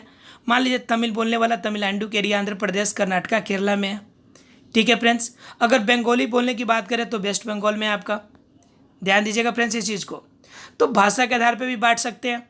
उसके बाद हम किस आधार पर बांट सकते हैं भाई, उनके बाद धर्म के आधार पर बांट सकते हैं, ठीक है। कर्नाटका, केरला में क्या है, जो आपका कुछ ऐसे भी राज्य हैं जहाँ पे हिंदू की जनसंख्या कम है, अर्थात कि मुस्लिम की जनसंख्या इतना अधिक है कि वहाँ पर हिंदू माइनॉरिटी कहलाता है, अर्थात कि कम वर्ग कहलाता है। कुछ ऐसे देश है जहाँ पे हिंदू की जनसंख्या अधिक है, कुछ जगह पे जाइएगा तो ईसाई धर्म के मानने वाले अधिक हैं। तो हम कह सकते हैं कि धर्म के आधार पे, भाषा के आधार पे, सामाजिक विभिन्नता के आधार पर हमारा देश जो है वह छोटे छोटे राज्यों में बटा हुआ है, ठीक है। किसके आधार पे, आंतरिक विभिन्नता के आधार पे, भाषा के आधार पे, धर्म के आधार पर, ठीक है फ्रेंड्स, या फिर अन्य आपके जो रीति रिवाज है उनके आधार पे आपके क्या हुए हैं, बहुत सारे देश, हमारे बहुत सारे राज्य बटे हुए हैं। यहाँ तक कि हमारे जियोग्राफिकल एरिया, अर्थात कि भौगोलिक कंडीशन के कारण भी बहुत सारे राज्य बटे हुए हैं। जैसे झारखंड की बात करें हम लोग, जैसे अगर हम लोग बात करें झारखंड की, तो झारखंड भी आपका एक राज्य है जो कि सिर्फ और सिर्फ हम किस आधार पे बांटे इसको हम लोग भौगोलिक क्षेत्र के आधार पे बांटे। बताइए फ्रेंड्स, तो हमारे देश के अंदर बहुत सारी आपकी क्या है, आंतरिक विभिन्नता है, और आंतरिक विभिन्नताओं के आधार पर हमने क्या किया, छोटे छोटे स्तर पर राज्यों को बांट दिया। और ये राज्य जो होते हैं हमारे, ये राज्य ही हमें क्या करते हैं, सबको मिलाकर एक केंद्र सरकार बनाती है, और केंद्र सरकार और राज्य सरकार दोनों मिलकर ये वाला जो स्तर आपका, ये केंद्र सरकार का है, ठीक है। और ये क्या बन गया, हमने हमने आपका भाषा या फिर अन्य विभिन्नताओं के आधार पर हमने बना दिया राज्य सरकार। राज्य सरकार एक राज्य के अंदर भी बहुत सारी विभिन्नता पाई जाती है। एक राज्य के अंदर ही बहुत अलग अलग तरह की विभिन्नता पाई जाती है। उन राज्य के अंदर विभिन्नताओं के आधार पर हमने क्या बांट दिया, स्थानीय स्वशासन। ठीक है फ्रेंड्स, तो इस स्तर में क्या हो गया, हमारा 3 स्तर में कार्य बट गया। अब जो लोकल एरिया के लोग हैं स्थानीय शासन के द्वारा कार्य कर सकते हैं। अगर उनसे समस्या नहीं निपटती तो राज्य सरकार के पास, और अंतिम रूप में किनके पास, केंद्र सरकार के पास। तो इस लेवल का आपका गवर्नमेंट जो हुआ यह भी एक प्रकार का संघीय व्यवस्था है, लेकिन यह संघीय व्यवस्था का दूसरा तरीका है। क्लियर हुआ फ्रेंड्स, बताओ क्लियर हुआ कि नहीं। इसमें क्या है कि इसमें केंद्र सरकार अर्थात कि एक ही देश से आपने छोटे छोटे भाग में बांटा है, इसलिए केंद्र सरकार का जो पावर होता है वह राज्य सरकार और स्थानीय सरकार की अपेक्षा अधिक होता है। केंद्र सरकार का जो पावर होता है राज्य सरकार और स्थानीय सरकार से अधिक होता है। और पहला जो तरीका हमने देखा था उसमें क्या देखा था, संयुक्त राज्य अमेरिका, अर्थात कि वहाँ पे राज्यों का पावर अधिक है और सेंट्रल लेवल का पावर क्या है वहाँ पे कम है। ठीक है फ्रेंड्स, तो ये दोनों में भिन्नता याद रखिएगा कि आपका जो दूसरा तरीका है, एक में केंद्र सरकार का पावर अधिक होता है राज्य सरकार से, और एक में क्या होता है कि राज्यों के आपका जो पावर होता है वह केंद्र सरकार से अधिक होता है। क्लियर है फ्रेंड्स। इसके एग्जाम्पल की बात करें तो आपका इंडिया हो जाएगा, पाकिस्तान हो जाएंगे। ठीक है फ्रेंड्स, इसके अलावा बहुत सारे कंट्रीज में शामिल हो जाएंगे। क्लियर है तो फटाफट कीजिए मैसेज की क्लियर हो गया। बताओ फ्रेंड्स क्लियर हुआ कि नहीं हुआ। संघीय सरकार 2 तरह का, एक में आपका राज्य सरकार पावरफुल होगा और एक में केंद्र सरकार पावरफुल होगा। ठीक है, एक में क्या होगा कि छोटे छोटे स्वतंत्र देश मिलकर एक बड़ा सा देश बनाएंगे, और एक में क्या होगा कि एक बड़ा सा देश होगा, उनकी हम भाषाई के आधार पे, सामाजिक विभिन्नता के आधार पे राज्य और स्थानीय शासन में बांटेंगे। क्लियर हुआ कि नहीं हुआ दोनों राज्य संघीय सरकार। बताओ फटाफट, जल्दी मैसेज करते रहिए, थोड़ा सा मुझे मज़ा भी आएगा। ऐसे बोर हो जाता हूँ ना मैं, मुझे लगता है कि मैं अकेले बोल रहा हूँ। ऐसे आप लोग बोलते हैं तो लगता है कि साथ में कोई तो है जो बोल रहा है, इसलिए आप लोग भी थोड़ा थोड़ा कुछ ना कुछ बोलते रहिए। बोलना का मतलब लिखना है फ्रेंड्स, ये नहीं कि आप मोबाइल को सामने रखिए जोर जोर से बोलिएगा आप भी। चलिए देखते हैं हम लोग आगे की अगर बात करें हम लोग तो इसके एग्जाम्पल तो हम लोग देख लिए थे, संयुक्त राज्य अमेरिका, स्विट्जरलैंड, इसको हम बता दिए थे आपको। दूसरे लेवल की सरकार में हमने बताया था आपका केंद्र सरकार ज़्यादा ताकतवर होता है, ये तो हम बता चुके आपको। एग्जाम्पल में आपका भारत हो गया, बेल्जियम हो गया, स्पेन हो गया। हमने अभी बताया आपको कि भारत में इस तरह का सिस्टम है, बेल्जियम है, आपका स्पेन है। क्लियर सबको फ्रेंड्स। अगर हम लोग बात करें फ्रेंड्स, अब देखना है हम लोग कि भारत के अंदर संघीय व्यवस्था कैसे लागू होती है, अर्थात कि भारत के अंदर संघीय व्यवस्था कैसे चलती है। अपने देश की संघीय व्यवस्था के बारे में हमें जानना है डिटेल से कि आखिर हमारे देश में संघीय व्यवस्था चलती कैसे है, कैसे काम करती है संघ की व्यवस्था। ठीक है फ्रेंड्स, देखते हैं हम लोग, स्टार्ट करते हैं कि संघीय व्यवस्था आखिर चलती कैसे है।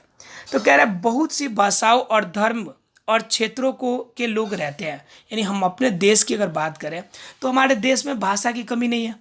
ठीक है, ना ही धर्म की कमी है और ना ही क्षेत्र के लोगों में विभिन्नता की कमी है। समझ सकते हैं कि हमारे देश में कितनी अधिक विभिन्नता है, भाषाई के रूप में, धर्मों के रूप में, क्षेत्रों के रूप में। समझ जाइए कि इतना अधिक विभिन्नता है कि हम जो आपका शेड्यूल जो 8वीं अनुसूची में है, भाषा को जोड़ा गया देश के, उन देशों में भी आपके एक भाषा नहीं है। हमारे यहाँ पर हम जैसे जनरली कहते हैं कि हमारा राजकीय भाषा या राष्ट्रीय भाषा हिंदी है, ठीक है, लेकिन वो भाषा नहीं है, उनके अंदर भी बहुत सारी विभिन्नता है। हर चीज़ का, हर भाषा का आपका अलग अलग लेवल है। हम आपको बताएंगे किस भाषा का प्रतिशत कितना है, किन क्षेत्र में किन भाषा का ज़्यादा आपका वर्चस्व है, उनके बारे में देखेंगे। तो पहले जानिए कि भाषा, धर्म और क्षेत्र के लोग आपके अलग अलग तरीके के रहते हैं। और हमारे देश में क्या है, सत्ता की साझेदारी की व्यवस्था है। ठीक है, इन व्यवस्था की अगर बात करें हम लोग, ठीक है, तो उसमें क्या कहता है, संविधान ने मौलिक रूप से 2 स्तरीय शासन व्यवस्था लगाया है। ठीक है, अर्थात कि जो संविधान है हमारा, संविधान में मौलिक रूप से कितना स्तर का सरकार बनाया है, 2 स्तर का सरकार। ठीक है, जिसमें एक हमारा संघ सरकार हो गया और दूसरा हमारा क्या हो गया, राज्य सरकार। बताओ फ्रेंड्स, कोई डाउट है इसमें? तो हमारे देश में 2 तरह की व्यवस्था संविधान में की गई। एक कौन सा, संघ सरकार, ठीक है, अर्थात जिसे हम लोग केंद्र सरकार कहते हैं, और दूसरा कौन सरकार, राज्य सरकार। फटाफट 2 राज्य के सरकार के सीएम हम पूछते हैं, वो फटाफट बता दीजिए आप। आपको बताना है कि हरियाणा के और आपके महाराष्ट्र, हरियाणा और महाराष्ट्र, इन 2 देश के सीएम का नाम आप लोग लाइव चैट में मैसेज कीजिए फटाफट। हरियाणा और आपका महाराष्ट्र, इनकी आपके सीएम का नाम बताना है आपको, ठीक है। तब तक हम लोग पढ़ रहे हैं इसमें, उसके बीच में आप लोग जरूर बता दीजिएगा, ठीक है। और नहीं बताइएगा तो लास्ट तक मैं बता दूंगा आपको, ठीक है फ्रेंड्स। तो क्या कह रहे हैं यहाँ पे, संघ सरकार और राज्य सरकार, ठीक है, 2 लेवल पे बटा हुआ है। संघ सरकार में आपका बीजेपी की सरकार है, जिसका आपका प्राइम मिनिस्टर कौन है आपके, अर्थात कि जो पीएम है, हेड जो है आपके, वो आपके नरेंद्र मोदी हैं, ठीक है फ्रेंड्स। और राज्य सरकारें, अलग अलग सरकार की, अलग अलग राज्य की अलग अलग सरकारें हैं। जैसे अगर बिहार की बात की जाए तो नीतीश कुमार यहाँ के क्या है, हमारे मुख्यमंत्री हैं, ठीक है। अगर बात करें वेस्ट बंगाल की तो ममता बनर्जी वहाँ की हेड है, ठीक है फ्रेंड्स। अब ऐसा नहीं सोचिएगा कि मैं जल्दीबाजी में आपको महाराष्ट्र और हरियाणा का भी बोल जाऊंगा, ठीक है फ्रेंड्स, उससे आपको कमेंट्स करना है, ठीक है। आगे देखते हैं हम लोग। तो ये क्या है, हमारे यहाँ पर संविधान में 2 ही तरह की मौलिक रूप से व्यवस्था की गई है। मैं पहले भी बताया था कि हमारे जो संविधान है उसमें तीसरे स्तर की चर्चा तो बाद में की गई है, ठीक है। जिस समय संविधान बना, मौलिक रूप से तीसरे स्तर का पंचायती राज का तो कोई व्यवस्था ही नहीं था, कोई चर्चा ही नहीं था। ये तो संविधान के संशोधन करके पंचायती राज अर्थात कि स्थानीय स्वशासन की जो बात करते हैं, इस स्थानीय स्वशासन को भारत के जो संविधान है उनमें संशोधन करके लाया गया है। अर्थात कि जिस समय संविधान हमारा तैयार हुआ 1950 में, ठीक है, यानी कि 26 जनवरी 1950 से लागू हुआ है। हालांकि तैयार तो आपका पीछे ही हो गया था, 1949 में तैयार हो गया था, लेकिन लागू कब हुआ, 26 जनवरी 1950 से। तो उस समय तक आपके तीसरे सरकार के बारे में वर्णन नहीं था, क्योंकि मैंने आपको चर्चा किया था। एक बात आपको पीछे आपको याद होगा तो हमने बताया था आपको कि हमारा चालू हुआ था जो संघीय सरकार का व्यवस्था 1935 से तो ये स्टार्ट हो गया था, लेकिन 1992 तक आपका जो सिस्टम था वह क्या था, संघीय सरकार होने के बावजूद भी स्वतंत्र रूप से दोनों काम नहीं कर रहे थे। अर्थात कि राज्य सरकार जो था केंद्र सरकार पर डिपेंड रहता था। तो समझ सकते हैं कि अगर शुरू में स्वशासन की व्यवस्था लग गई होती तो उस 1992 तक ये समस्या नहीं रहती। तो इससे तो आपको क्लियर हो गया होगा कि संविधान में बिना संशोधन का तीसरा गठन नहीं हुआ है। इसलिए जब भी पूछा जाए तो आप एक चीज़ ध्यान रखिएगा, क्या ध्यान रखिएगा वो जान लीजिए आप लोग, कि आपको जब मौलिक रूप में पूछा जाए, संविधान के मौलिक रूप में, संविधान के मौलिक रूप का मतलब होता है जिस समय संविधान तैयार हुआ था तब की बात। तो संविधान के मौलिक रूप में शासन में सिर्फ 2 ही स्तर बताया गया है, एक तो आपका संघ सरकार और दूसरा हमारा जिसे हम लोग केंद्र सरकार भी कहते हैं, और दूसरा हमारा राज्य सरकार। बताओ फ्रेंड्स, क्लियर हुआ कि नहीं। मौलिक स्तर में संविधान में मौलिक रूप में कितने स्तर की सरकार है, फटाफट लिखिए, कितने स्तर की सरकार है, जल्दी बताइए हमें, जल्दी कीजिए फटाफट। सबको क्लियर है पॉइंट, सबको क्लियर है, सबको क्लियर है पॉइंट फ्रेंड्स। यानी कि 2 तरह की सरकारें, एक तो संघीय सरकार और दूसरा क्या था हमारा राज्य सरकार। 2 ही स्तर की मौलिक स्तर पे थी।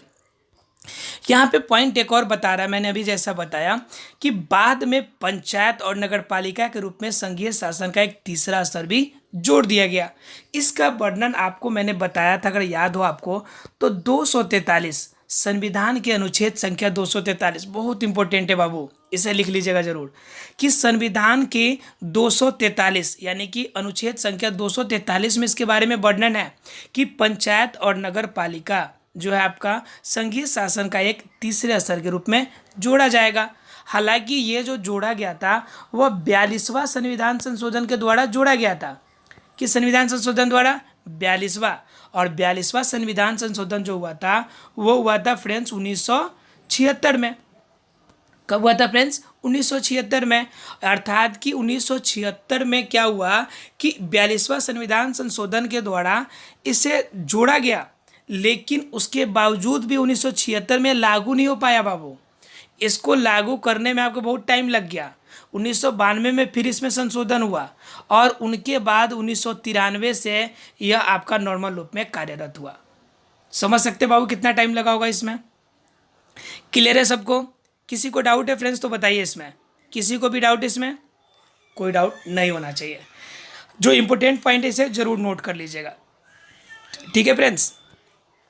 इसमें अगर हम लोग आगे की बात करें तो अब देखते हैं 3 सूचियाँ, क्योंकि क्या हुआ कि आगे जब हो गया उसके बाद क्या किया गया कि राज्य सरकार जिस समय आपका मूल रूप से आपके शासन व्यवस्था जोड़ा गया था, उन शासन व्यवस्था के अंदर जो आपका राज्य सरकार था, ठीक है, और दूसरा आपका कौन सरकार था?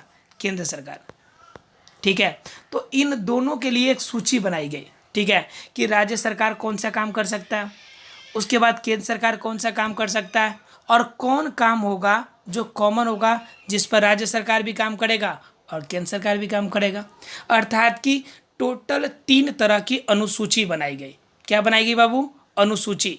अनुसूची में क्या होता है कि आपके सरकार ने क्या क्या इनके लिए नियम बनाए गए हैं कि राज्य सरकार को क्या करना चाहिए, केंद्र सरकार को क्या करना चाहिए, और राज्य सरकार और केंद्र सरकार दोनों मिलकर क्या काम करना चाहिए, ठीक है फ्रेंड्स। तो हम लोग देखते हैं इसमें पहला चीज़, यानी कि 3 सूचियाँ बनाई गई, 3 सूचियाँ इस प्रकार बनाई गई, ठीक है। देखते हैं कौन कौन सी सूची है। पहला नंबर हम लोग को जानना है कौन सा? संघ सूची। क्या जानना है फ्रेंड्स? संघ सूची। तो संघ सूची अर्थात कि केंद्र सरकार के पास किन चीज़ का मामला है? पहला नंबर प्रतिरक्षा का, बाहर से कोई अटैक किया तो उसके लिए आपको रोकना है। दूसरा आपका देखिए विदेशी मामला, अगर फॉरेन से कोई दूसरे देश से कोई प्रॉब्लम होती है तो वो किसके अधिकार में आएगा? संघ सरकार के। उसके बाद बैंकिंग अर्थात कि वित्तीय क्षेत्र किसके आएगा संपर्क में? संघ सरकार के। संचार, ठीक है, अर्थात कि जो कम्युनिकेशन फ़ोन टेलीकम्युनिकेशन करते हैं वह किसके अंतर्गत है? केंद्र सरकार के हाथ में। मुद्रा अर्थात कि पैसा छापना, उनके बारे में आपका तरलता का ध्यान रखना, यह किसका काम है जी? संघ सरकार का। राष्ट्रीय महत्व का विषय, ये सभी जो नीति युक्त बातें हैं वह किसके अंतर्गत आती है जी? संघ सरकार के अंतर्गत। इसमें से 2-4 मामले आपको हमेशा याद रखना चाहिए, जैसे कम से कम विदेशी मामला, ठीक है, आपका संचार और मुद्रा, 2-4 आप इसे जरूर नोट कर लीजिए क्योंकि इम्पोर्टेंट है कि ये संघ सूची में आता है, क्योंकि इस पर सीधा अधिकार किसका होता है? केंद्र सरकार का। किसका अधिकार होता है फ्रेंड्स? केंद्र सरकार का, अर्थात कि केंद्र सरकार जो चाहे इस पर काम कर सकता है, इसलिए इसे हम लोग संघ सूची कहते हैं। बताओ फ्रेंड्स, क्लियर हुआ कि नहीं? संघ सूची। संघ सूची विदेशी मामले, प्रतिरक्षा मतलब कोई देश अगर अटैक करता है, किसी कोई समस्या होती तो उसके लिए। बैंकिंग यानी पैसा का मामला, वित्तीय। संचार अर्थात कि कम्युनिकेशन, फ़ोन टेलीफोन, इनके बारे में। मुद्राएं अर्थात कि पैसा कितना छपाई होगी इसके बारे में, अर्थात कह सकते हैं indirectly reserve bank of India. Clear? Clear है सबको फ्रेंड्स? देखते हैं हम लोग दूसरी अनुसूची के बारे में। दूसरी कौन सी आती है फ्रेंड्स? राज्य सूची। राज्य सूची के अंदर यानी राज्य के पास क्या अधिकार होगा? पहला नंबर पुलिस। मान लीजिए कोई समस्या होती है तो पुलिस किसके अधिकार में है? पहले राज्य सरकार के अधिकार में है। उसके बाद क्या? व्यापार की व्यवस्था। मान लीजिए जो सरकार जहाँ चाहे जिस राज्य में चाहे व्यापार कर सकता है। तीसरा वाणिज्य, ठीक है, यानी कि व्यापार और वाणिज्य यानी कि पैसे की रख रखाव और व्यापार से रिलेटेड बातें। कृषि और सिंचाई, ठीक है, कृषि करना और सिंचाई करना यह किसके अंदर आएगा? राज्य सरकार के अंतर्गत, ठीक है। उसके बाद क्या आपका? प्रांतीय और स्थानीय महत्व का विषय, ये सभी इसके अंतर्गत आएंगे फ्रेंड्स। तो ये थे आपके राज्य सूची। अगर बात करें हम लोग ऐसी सूची जिसमें दोनों का अधिकार हो, जिसे हम लोग कहते हैं समवर्ती सूची। फ्रेंड्स, ये समवर्ती जो सूची आपको दिख रही है, इसके अंदर क्या होता है कि राज्य सरकार भी अपना कार्य करेगा और उस पर केंद्र सरकार, यानी कि इस क्षेत्र पर दोनों का अधिकार होता है, ठीक है। तो कौन से क्षेत्र है ये? इसे मस्ट इम्पोर्टेंट, इसे जरूर याद रखिएगा। शिक्षा का क्षेत्र, वन का क्षेत्र, मजदूर संघ का क्षेत्र, या फिर विवाह शादी का कोई प्रॉब्लम हो, ठीक है, बच्चे को अगर गोद लेना हो, ठीक है, या फिर कोई उत्तराधिकारी का कोई केस हो, तो इन सभी विषय पर केंद्र सरकार के साथ साथ राज्य सरकार दोनों का अधिकार होता है। यानी कि शिक्षा, वन, मजदूर संघ, विवाह, गोद लेना, उत्तराधिकारी, इन सभी मामलों पर आपका केंद्र और राज्य सरकार दोनों का समान रूप से अधिकार होता है। फ्रेंड्स, ये थे आपके 3 अनुसूची। क्लियर हो गया? केंद्र सूची जिसमें केंद्र के, संघ सूची जिसमें केंद्र का अधिकार हो, इनके अंदर आते हैं आपके प्रतिरक्षा, विदेशी मामले, बैंकिंग, संचार, मुद्रा, ठीक है। और राज्य सरकार के अंदर क्या आता है आपका? पुलिस, व्यापार, वाणिज्य, कृषि, ये सभी आते हैं। असमवर्ती सूची में आपका जनरली क्या आ जाएगा, यानी कि शिक्षा आ जाएगा, वन आ जाएगा, मजदूरी संघ आ जाएगा, ये सभी इनके अंतर्गत आ जाएंगे। सबको क्लियर है फ्रेंड्स? फटाफट लिखिए क्लियर हो गया तो। फ्रेंड्स अगर हम लोग आगे की बात करें हम लोग, ठीक है, जब दोनों हमने पहले ही पढ़ चुके थे कि हमारे संविधान में एक चीज़ है कि अगर मान लीजिए कि दोनों के कानूनों में आपस में क्या हो जाए, टकराव हो जाए, तो केंद्र सरकार पहला नंबर चीज़ है, उनका जो बनाया गया होगा, जो केस आपका जो आपका नियम बनाया गया होगा उनको मान्य होगा। मेन रूप से मैंने आपको बताया था आपको पहले ही कि जो हम लोग के यहाँ पर जो संघीय सरकार है उसमें केंद्र सरकार का पावर क्या है, अधिक होता है। जब केंद्र सरकार का पावर अधिक है तो अगर कोई दो कानूनों के बीच में टकराव होगा तो किनका मान्य होगा, केंद्र सरकार का ही मान्य होगा। अगर अमेरिका में टकराव होता तो किसकी मांगे होती पूरी, वो वहाँ पर जो होती वो होती मेनली आपका राज्य के बातों को मान्य रखा जाता। लेकिन वहाँ पर क्योंकि राज्य का अधिकार है, लेकिन हमारे यहाँ पर क्या है, केंद्र का पावर अधिक है, इसलिए यहाँ पे कोई समस्या होती है तो केंद्र का सरकार का आपका जो बात होगा, जो कानून होगा वो पहले मान्य होगा। क्लियर है फ्रेंड्स? ठीक है। यहाँ पे एक और सवाल उठता है कि एक चीज़ जिस समय आपका संविधान तैयार हुआ था उस समय कुछ चीज़ का विकास नहीं हुआ था, जैसे कंप्यूटर सॉफ्टवेयर का विकास हमारे देश में उस समय नहीं हुआ था। ठीक है, तो अब उस समय कंप्यूटर सॉफ्टवेयर का विकास नहीं हुआ था। बताइए जब कंप्यूटर सॉफ्टवेयर का विकास नहीं हुआ था तो बताइए कि ये किसके अधिकार क्षेत्र में रखा जाएगा। बताइए कि एक कंप्यूटर सॉफ्टवेयर या फिर कोई ऐसा चीज़ जो उस समय जिस समय हमारा संविधान बना उस समय हमारा विकसित ही नहीं हुआ था, तो उस चीज़ों को किसके क्षेत्र में रखा जाए। ठीक है, तो इनके लिए क्या किया जाता है कि जो समस्या होती है ये संविधान बनाने के बाद धीरे धीरे क्या किया जाता है, उन कंडीशन में कुछ सुधार किए जाते हैं, कुछ आपका क्या किया जाता है, चेंजेस किया जाता है, संशोधन किया जाता है। ठीक है, लेकिन क्या होता है कि हमारे संविधान में एक चीज़ और लिखी हुई है कि जो भी चीज़ अगर मेंशन कहीं पे भी नहीं दिया गया हो तो उन पे मेनली बचा किसका अधिकार होगा, केंद्र सरकार का। अगर किसी भी क्षेत्र को अगर नहीं बांटा गया है तो अंतिम अधिकार उस पर किसका होगा, केंद्र सरकार का। इंपॉर्टेंट ऑब्जेक्टिव क्वेश्चन है फ्रेंड्स, इसे याद रखिए एकदम कि जिस क्षेत्र पर किसी भी सूची में अगर मेंशन नहीं किया गया है तो उस पर अधिकार किसका होगा, केंद्र सरकार का। क्यों होगा, क्योंकि केंद्र सरकार का वर्चस्व हमारे राज्य सरकार से अधिक होता है और संविधान में ये वर्णन किया गया है कि जब भी किसी सूची का आपका विकास, अर्थात किसी भी सूची को आपका किसी भी सूची के अंतर्गत अगर किसी विभाग को नहीं रखा गया है तो किसके अंतर्गत आएगा, केंद्र सरकार के अंतर्गत आएगा। क्लियर है फ्रेंड्स? सबको क्लियर होगा पॉइंट? देखते हैं आगे हम लोग। तो अगर आगे देखें तो संघीय व्यवस्था साथ चलाने के लिए सबसे बड़ी जो समस्या आती है वो क्या हो, देख लीजिए। ठीक है, हमने बात किया केंद्र सरकार और राज्य सरकार के बारे में, लेकिन कुछ ऐसा भी तो क्षेत्र है, एक मिनट फ्रेंड्स, कुछ ऐसा भी तो क्षेत्र है जो कि दोनों के बीच में से अलग आता है आपका, जैसे चंडीगढ़, लक्षद्वीप, ये सभी क्या है, केंद्र शासित प्रदेश है। ये क्या है आपके, केंद्र शासित प्रदेश है। तो केंद्र शासित प्रदेश होने का क्या मतलब होता है कि यहाँ पे केंद्र डायरेक्ट अपना क्या करेगा, शासन करेगा। अर्थात केंद्र शासित प्रदेश का मतलब क्या हो गया कि ऐसा क्षेत्र जहाँ पे केंद्र डायरेक्ट शासन करेगा। ठीक है, अर्थात कि इन क्षेत्रों को अपने अंदर में इसलिए रखा जाता है क्योंकि वहाँ पे मौजूदा प्रांत जो होता है उसे विलीन होने की डर होता है। इस कंडीशन में इनकी संभावना से बचने के लिए इन्हें केंद्र शासित प्रदेश के रूप में रखा जाता है। जैसे जम्मू कश्मीर में अभी 370 हटा, सबने सुना होगा, 370 की धारा हटी, और 370 की धारा हटने के बाद, ठीक है, क्या ऐसा है कि उन्हें आपको स्वतंत्र राज्य बनाया गया? नहीं बनाया गया। उन्हें क्या बनाया गया, केंद्र शासित प्रदेश, ताकि अगर कोई समस्या हो तो केंद्र जो है अर्थात सेंट्रल गवर्नमेंट जो है आसानी से सामाजिक कॉन्फ्लिक्ट को कंट्रोल कर सके अपने लेवल पे, इसलिए वहाँ पे उसे केंद्र शासित प्रदेश के रूप में बनाया गया। क्लियर है फ्रेंड्स सबको? केंद्र शासित प्रदेश इसलिए बनाया जाता है ताकि वहाँ पे कॉन्फ्लिक्ट होने का, सामाजिक कॉन्फ्लिक्ट होने का ज़्यादा समस्या होती है। उस कंडीशन में केंद्र सरकार के अंडर में रहने के लिए उसे केंद्र शासित प्रदेश के रूप में बनाया जाता है। यहाँ तक कि देश की जो राजधानी दिल्ली है वो भी हमारा केंद्र शासित प्रदेश ही है। टोटल हमारे देश में अब केंद्र शासित प्रदेशों की संख्या कितनी हो गई है? 9 हो गई है। क्लियर है कि नहीं फ्रेंड्स? फटाफट कीजिए मैसेज। सबको क्लियर है? केंद्र शासित प्रदेश 9 हो गए, ठीक है, क्योंकि जम्मू कश्मीर और लद्दाख 2 नए बन गए। क्लियर है सबको? क्योंकि वहाँ पे धारा 370 हट गई। धारा 370 के बारे में 2 लाइन में और बोलूँगा, जो कि आपके बुक में अवेलेबल नहीं है, लेकिन फिर भी मैं बताऊँगा आपको। धारा 370 का मतलब होता है एक ऐसा क्षेत्र, ठीक है, अर्थात कि हमारे जो संविधान है उसमें आर्टिकल 30 क्या कहते हैं, धारा 370 के बारे में चर्चा किया गया है, जिसमें यह बताया गया है कि धारा 370 मतलब कि ऐसा प्रक्षेत्र जिस क्षेत्र पर कोई भी व्यक्ति दूसरे जगह कर अर्थात दूसरे राज्य या दूसरे विभाग कर आकर वहाँ पे न तो अपना ज़मीन खरीद सकता है, ठीक है, या न ही किसी रूप में वहाँ पर रह सकता है, ठीक है, यानी आ सकता है, जा सकता है, लेकिन वहाँ पर ज़मीन नहीं खरीद सकता, परमानेंट वहाँ पर नहीं रह सकता, ठीक है। ये 370 जो धारा 370 है, ये धारा 370 सिर्फ जम्मू कश्मीर में ही नहीं, अभी भी बहुत सारे एरिया में लगा हुआ है।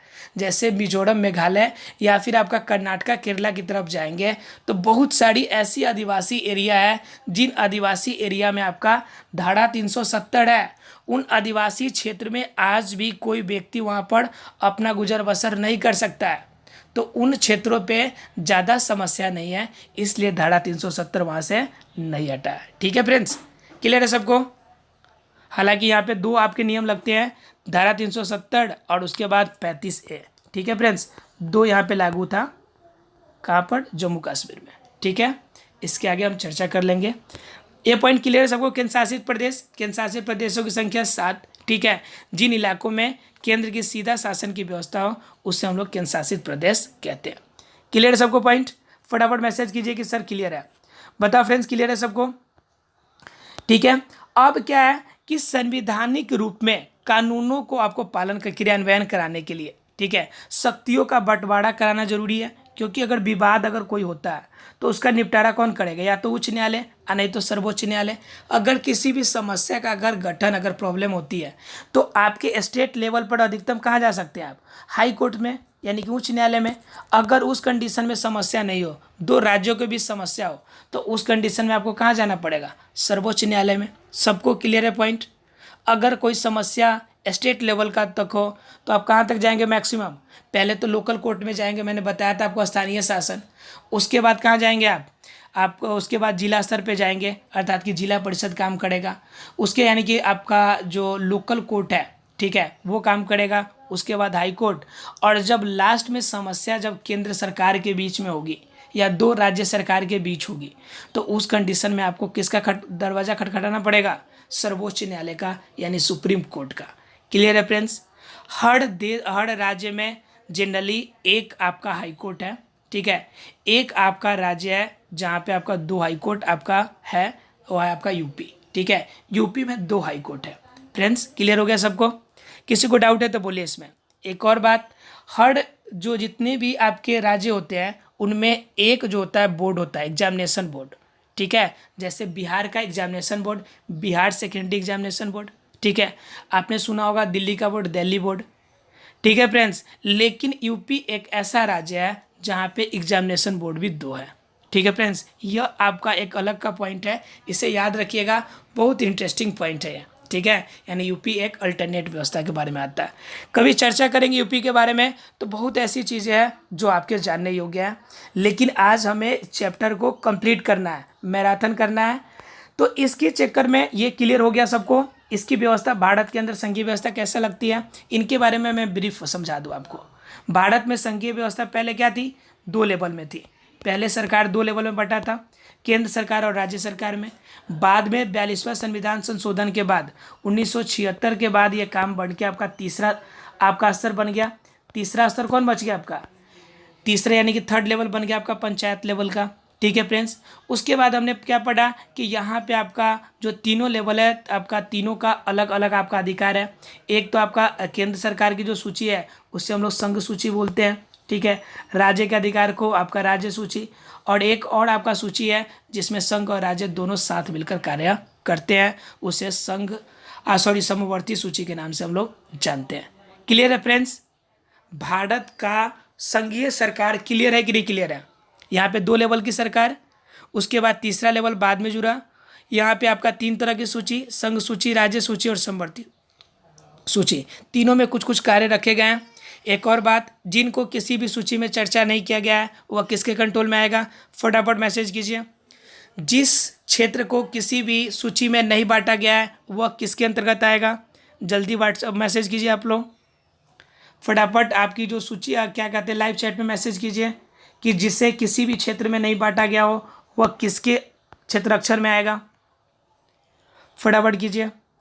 संघीय व्यवस्था आखिर चलती कैसे है इसके बारे में जानना है। इसके लिए जानने के लिए आपको थोड़ा सा मैप देखना पड़ेगा, ठीक है फ्रेंड्स। हालांकि आप लोग पढ़ते होंगे तो मैप के बारे में जनरली छोड़ ही देते होंगे, मैप पर ध्यान नहीं देते होंगे आज, लेकिन मैं आपको मैप दिखाना चाहता हूँ, ठीक है फ्रेंड्स। थोड़ा सा मैप जानने की कोशिश कीजिए, क्योंकि मैप के थ्रू से अगर आप पढ़ेंगे तो बहुत मज़ा आता है, ठीक है। बहुत सारे पॉइंट आपको मैप में ही क्लियर हो जाती है। देखिए थोड़ा सा मैं कोशिश करता हूँ समझाने की, आप भी कोशिश कीजिए थोड़ा सा समझने की। ये देखिए यहाँ का एरिया से आपका ये आपका एरिया कट के आ रहा है आपका, यहाँ पे ध्यान दीजिएगा, ये एरिया आपका कट के आ रहा है, ठीक है। और यहाँ से आपका एरिया जो है आपका कहाँ चला गया, ये एरिया आपका कट के आ रहा है, ठीक है। यहाँ पे आपको एरिया ध्यान दीजिएगा, यहाँ पे आपका कश्मीर का एरिया इलाका दिख रहा है, ये रहा आपका कश्मीर का इलाका, ठीक है, यानी जो जम्मू कश्मीर अभी। उसके बाद उसके बगल में पंजाब का इलाका दिख रहा है आपको, ठीक है। यहाँ से आपका नेपाल का इलाका है, और उस कंडीशन में आपका वहाँ पर क्या था, यहाँ पर राजपूताना था। जो राजपूताना दिख रहा है वह कब का था, बात था, ये 1947 की बात थी, ठीक है। अब आपका 2017 का भी मैप दिखाएंगे, जिसमें दिखाएंगे नाम कैसे चेंज हो गए, ठीक है फ्रेंड्स। यहाँ पे ध्यान दीजिएगा, यहाँ पे गुजरात आपको दिख रहा है गुजरात। उसके बाद क्या है, यहाँ पे आप देखिए ध्यान से कि बीच में आपका यहाँ पर दिख रहा है मध्य, आपका जो मध्य भारत के पास में यहाँ पे जो भोपाल दिख रहा है वह मध्य भारत नहीं, अब मध्य प्रदेश का इलाका है, ठीक है फ्रेंड्स। यहाँ पे आपको देखिए इस साइड में असम है, आपको दिख रहा है, आपको वेस्ट बंगाल के आपका ये ढाका दिख रहा है आपका, ये बीच में यहाँ पे यह एरिया जो है आपका, यहाँ से एरिया आपको दिखाता हूँ मैं, ये जो एरिया यहाँ से ऐसे बटी हुई है, सॉरी,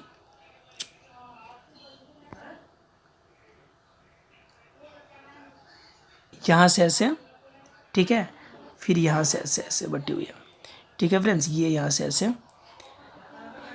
ठीक है। तो ये वाला जो ढाका का एरिया दिख रहा है ये आपका वेस्ट बंगाल, सॉरी बंगाल का इलाका है।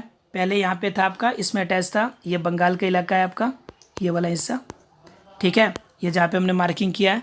उसके बाद यहाँ पे देखिए यहाँ से आपका ये पतला सा गया है, क्योंकि ऊपर का इलाका आपका भूटान का इलाका पड़ जाता है, ऊपर ये तिब्बत का इलाका, यहाँ पे जो ये छोटा सा पार्ट दिख रहा है ये वाला, ये नेपाल का इलाका पड़ता है।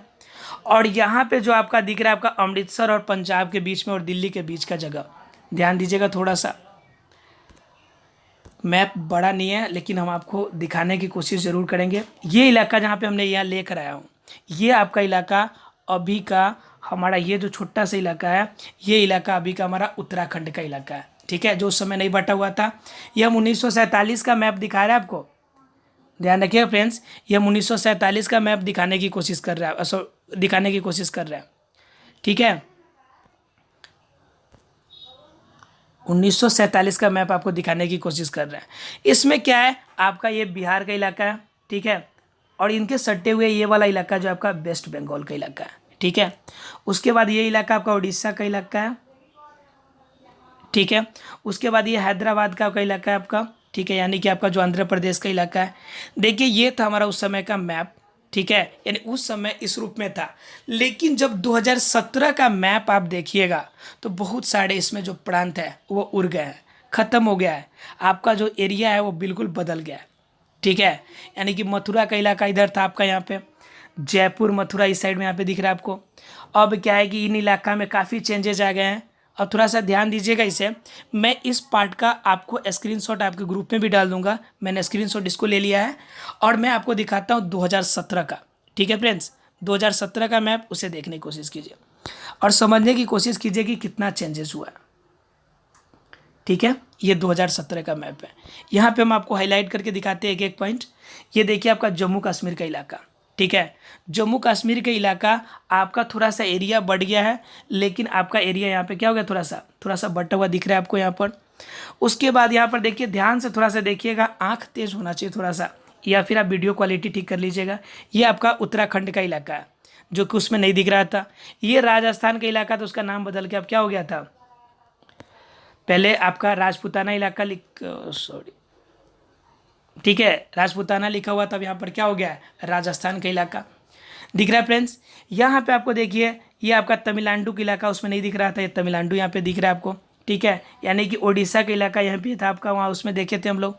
यहाँ पे आपका बांग्लादेश ये वाला निकल गया था, यहाँ पे हमारा दिख रहा था छोटा सा पार्ट आपका यहाँ पे, ठीक है, ये इलाका आपका उड़ीसा, सॉरी ये आपका भूटान का इलाका, ठीक है, ये नेपाल का इलाका हो गया आपका, ये उत्तर प्रदेश की दिल्ली आपके कनेक्टेड हो गई।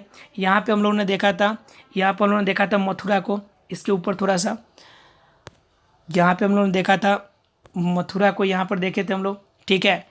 अब क्या हो गया, थोड़ा सा चेंजेज हो गया, गुजरात का इलाका थोड़ा सा आपका दूर तक ये फैला हुआ था, गुजरात का इलाका थोड़ा दूर तक फैला हुआ था, अब थोड़ा इस जगह सीमित हो गया।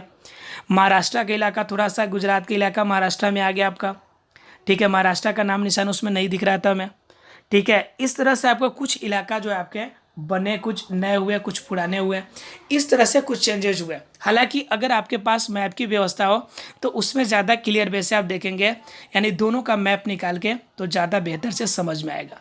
मेरा ये समझाने का मेन मकसद ये था कि आप समझने की कोशिश करें कि 1947 में जो हमारा देश के अंदर जो प्रांतीय क्षेत्र था, उन क्षेत्र को हम आगे चल के 2017 तक कितने नए प्रदेशों को इसमें शामिल कर दिए हैं, किस तरह से चेंजेस करके नए प्रदेश हमने बना दिए हैं, ठीक है, जिसके वजह से क्या हो गया हमारा, जिसके वजह से हमारा देश जो हो गया एक अलग रूप ले लिया है, ठीक है। अर्थात कि हमारी सामाजिक विविधता के आधार पर हमने राज्यों का स्थानीय स्वशासन की व्यवस्था जो है कुछ अलग तरीके से की है।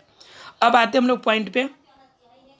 पॉइंट की अगर बात करें तो भाषाई राज, ठीक है, अगर हम लोग बात करें संघीय व्यवस्था की अगर बात करें तो पहला चीज आता है हमारा भाषाई राज, अर्थात कि भाषा के आधार पे राज्यों का बंटवारा, ठीक है।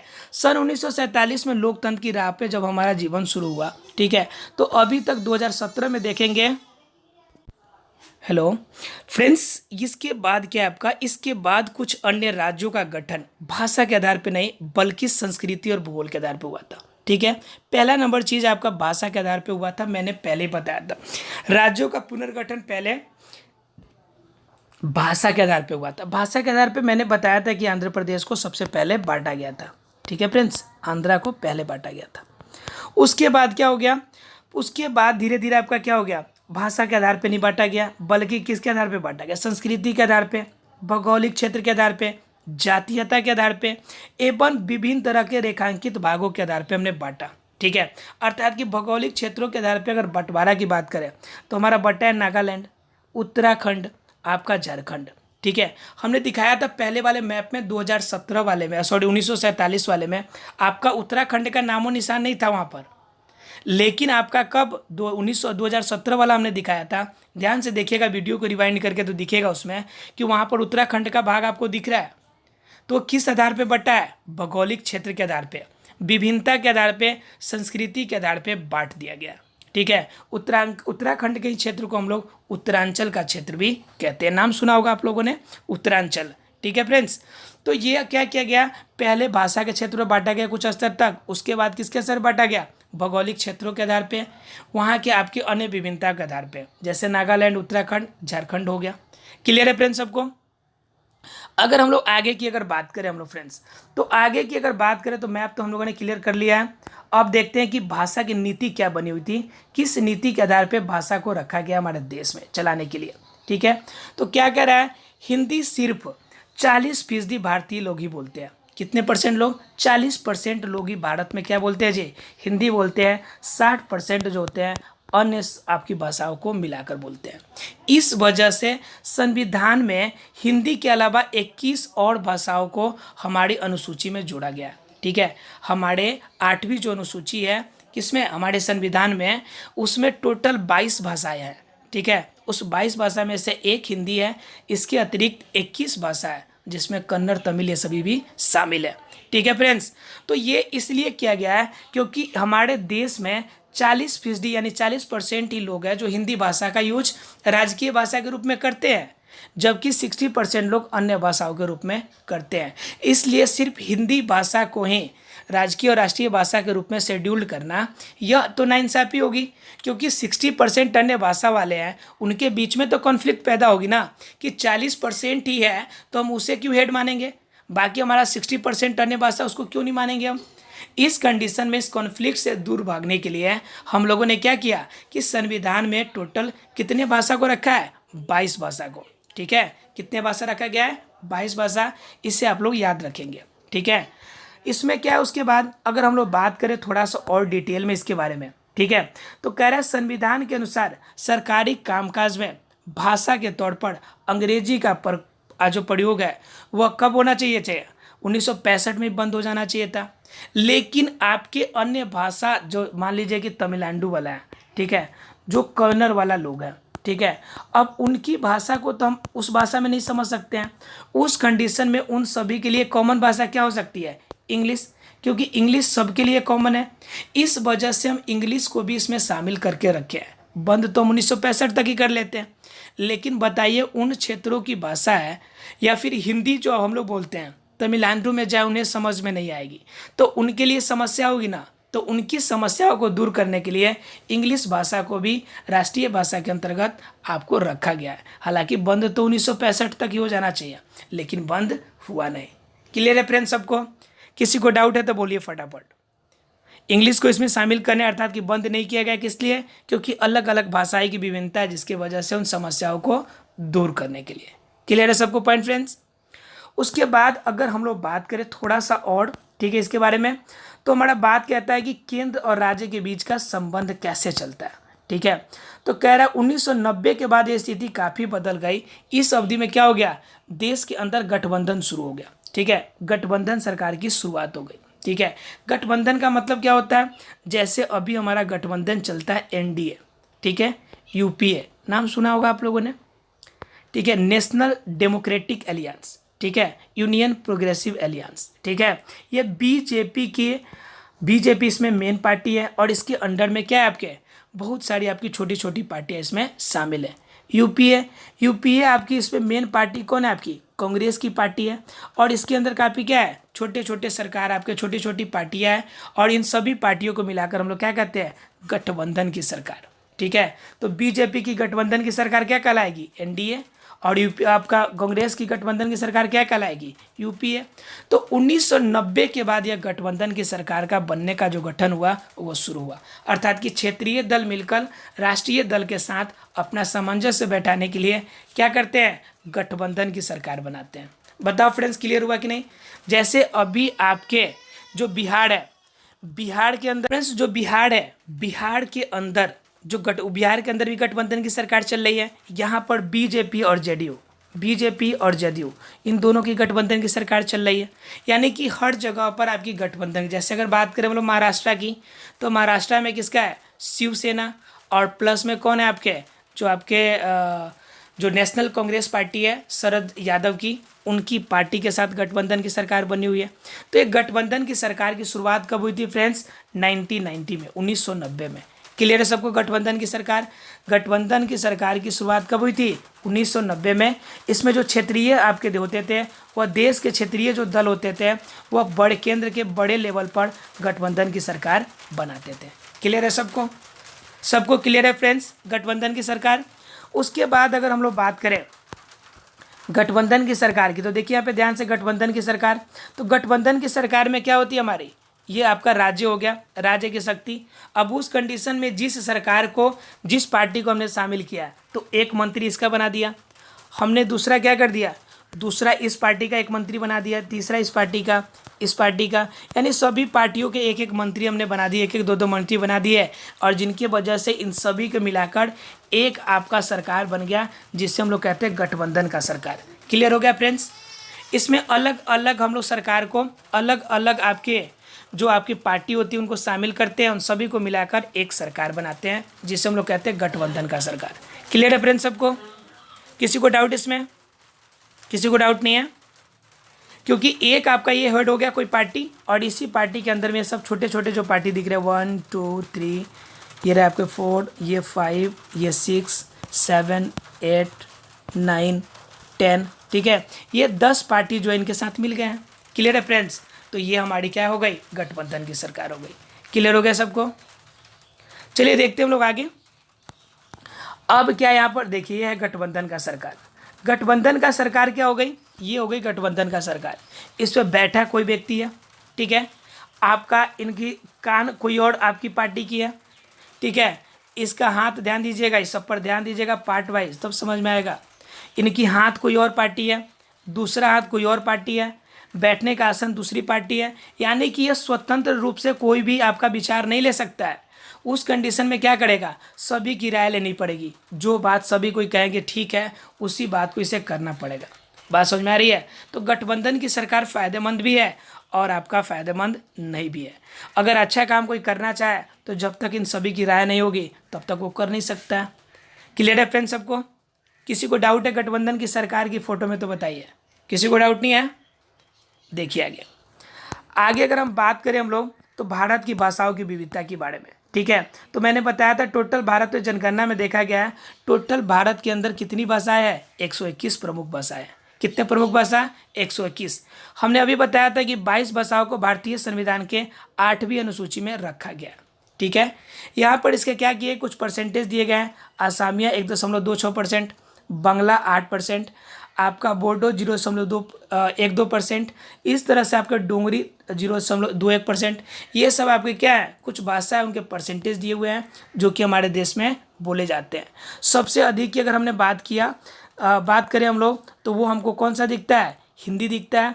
और हिंदी का परसेंटेज हमारा कितना है, वो है आपका, ध्यान दीजिएगा हिंदी का जो परसेंटेज है हमारा वो है हमारा 43.63%। इस वजह से हिंदी का वर्चस्व सबसे अधिक होता है, इसलिए हिंदी को क्या किया गया है, राजकीय भाषा के रूप में अर्थात कि राष्ट्रीय भाषा के फॉर्म में रखा गया। बताओ फ्रेंड्स क्लियर हुआ कि नहीं हुआ?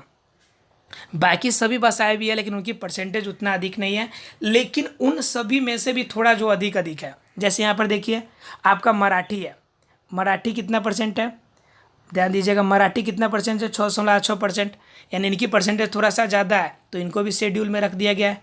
ये भी आपकी राष्ट्रीय भाषा की कैटेगरी में आ जाएंगे। जिनका परसेंटेज ज़्यादा है थोड़ा सा उन्हें भी शामिल इसमें कर लिया गया। क्लियर है सबको? लेकिन मेन भाषा हमारा कौन है, हिंदी है, ठीक है। देखते हम लोग आगे। अब किसी को डाउट हो रहा है क्या? किसी को डाउट है तो बोलिएगा। सबसे ज़्यादा बोली जाने वाली भाषा हमारे पास हिंदी है जिसकी परसेंटेज 44% मैक्सिमम है। 44 नहीं कहिए, 43.63% ही कहिए, ठीक है। अर्थात कि इतनी है, बाकी सभी भी है भाषा बोले जाने वाले लेकिन उनकी थोड़ी सी मात्रा क्या है, ठीक है।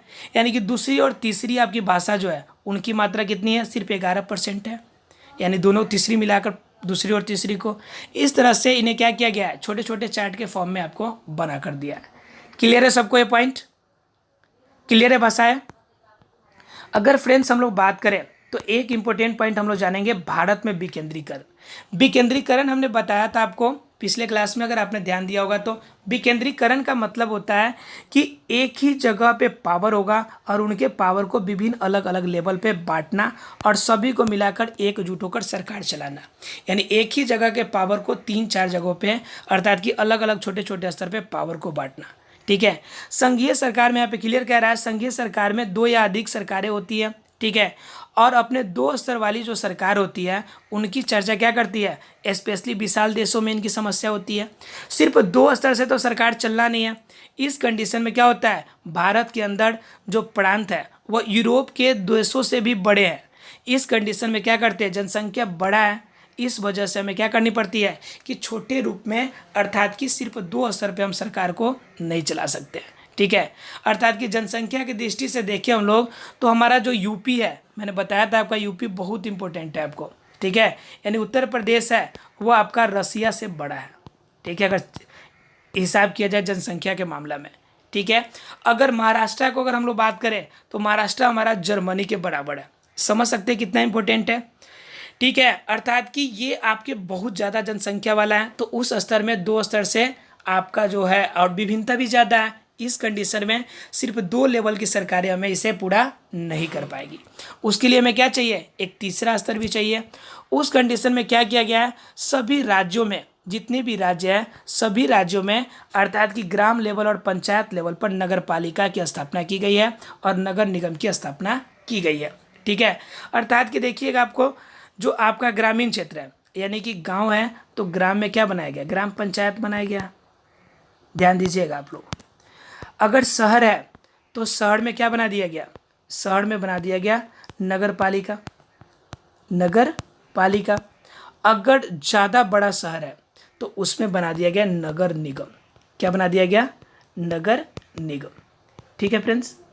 अब क्या आपका पंचायत का जो हेड होगा वो कौन होगा? आपका सरपंच होगा।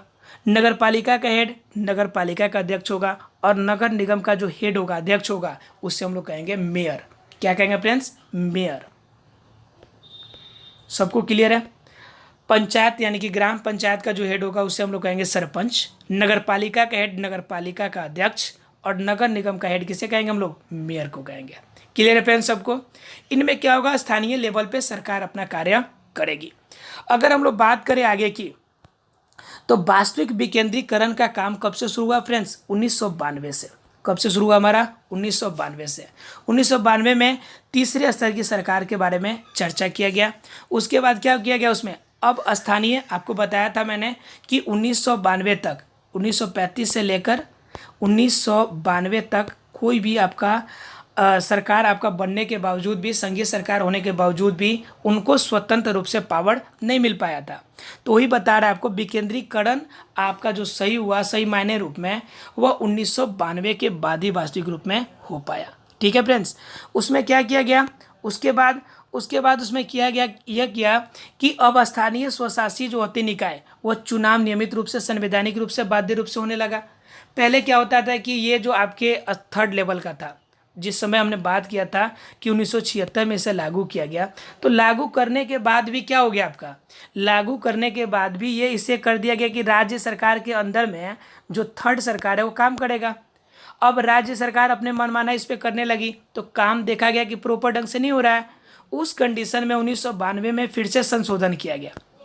लागू तो 1976 में ही हो गया था, लेकिन इसे किसके अंडर में दिया गया था? राज्य के अंडर में। तो राज्य के अंदर में प्रॉपर वे से काम नहीं कर पा रहा था।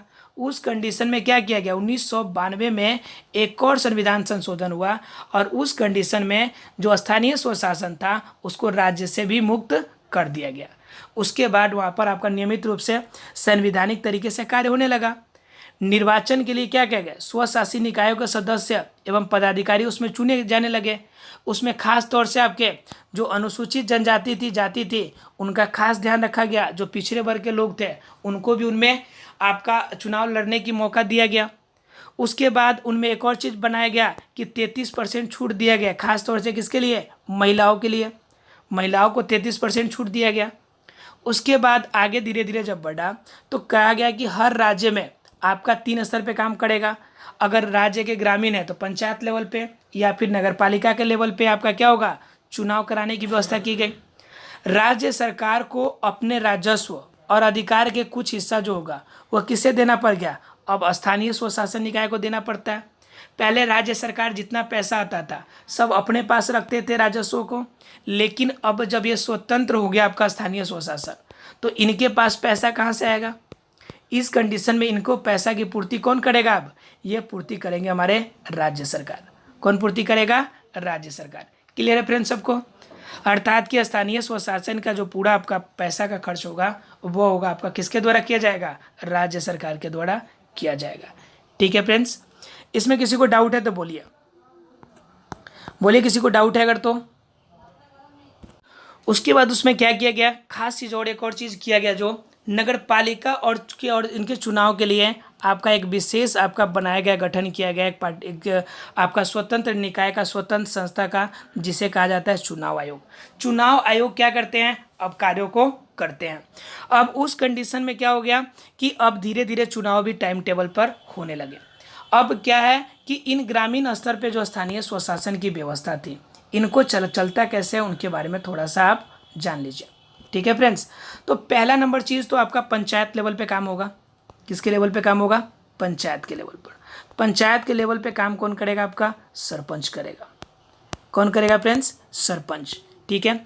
अब सरपंच के आपके पंचायत, आपके एक पंचायत के अंदर आपके 8-10 क्या होंगे? गांव होंगे, उनको मिलाकर पंचायत बनेगा। ठीक है। जिनका हेड कौन होंगे? सरपंच होंगे। पंचायतों के कुछ पंचायत को मिला के बनेगा हमारा पंचायत समिति। ध्यान रखिएगा फ्रेंड्स, ग्रुप कैसे कैसे ग्रुप बन रहा है। पंचायत को मिलाकर बनेगा क्या? हमारा पंचायत समिति। ठीक है। पंचायत समिति के बाद कार्य जो होगा वो होगा आपका ब्लॉक लेवल पे। किस पे काम होगा आपका? ब्लॉक लेवल पे। ठीक है फ्रेंड्स, पहले पंचायत बनेगा, यानी पहले ग्राम, ग्राम के बाद पंचायत, पंचायत के बाद पंचायत समिति, उसके बाद बनेगा हमारा ब्लॉक लेवल पे काम, और ब्लॉक लेवल के बाद काम होगा हमारा कहाँ पे? जिला परिषद के लेवल पर।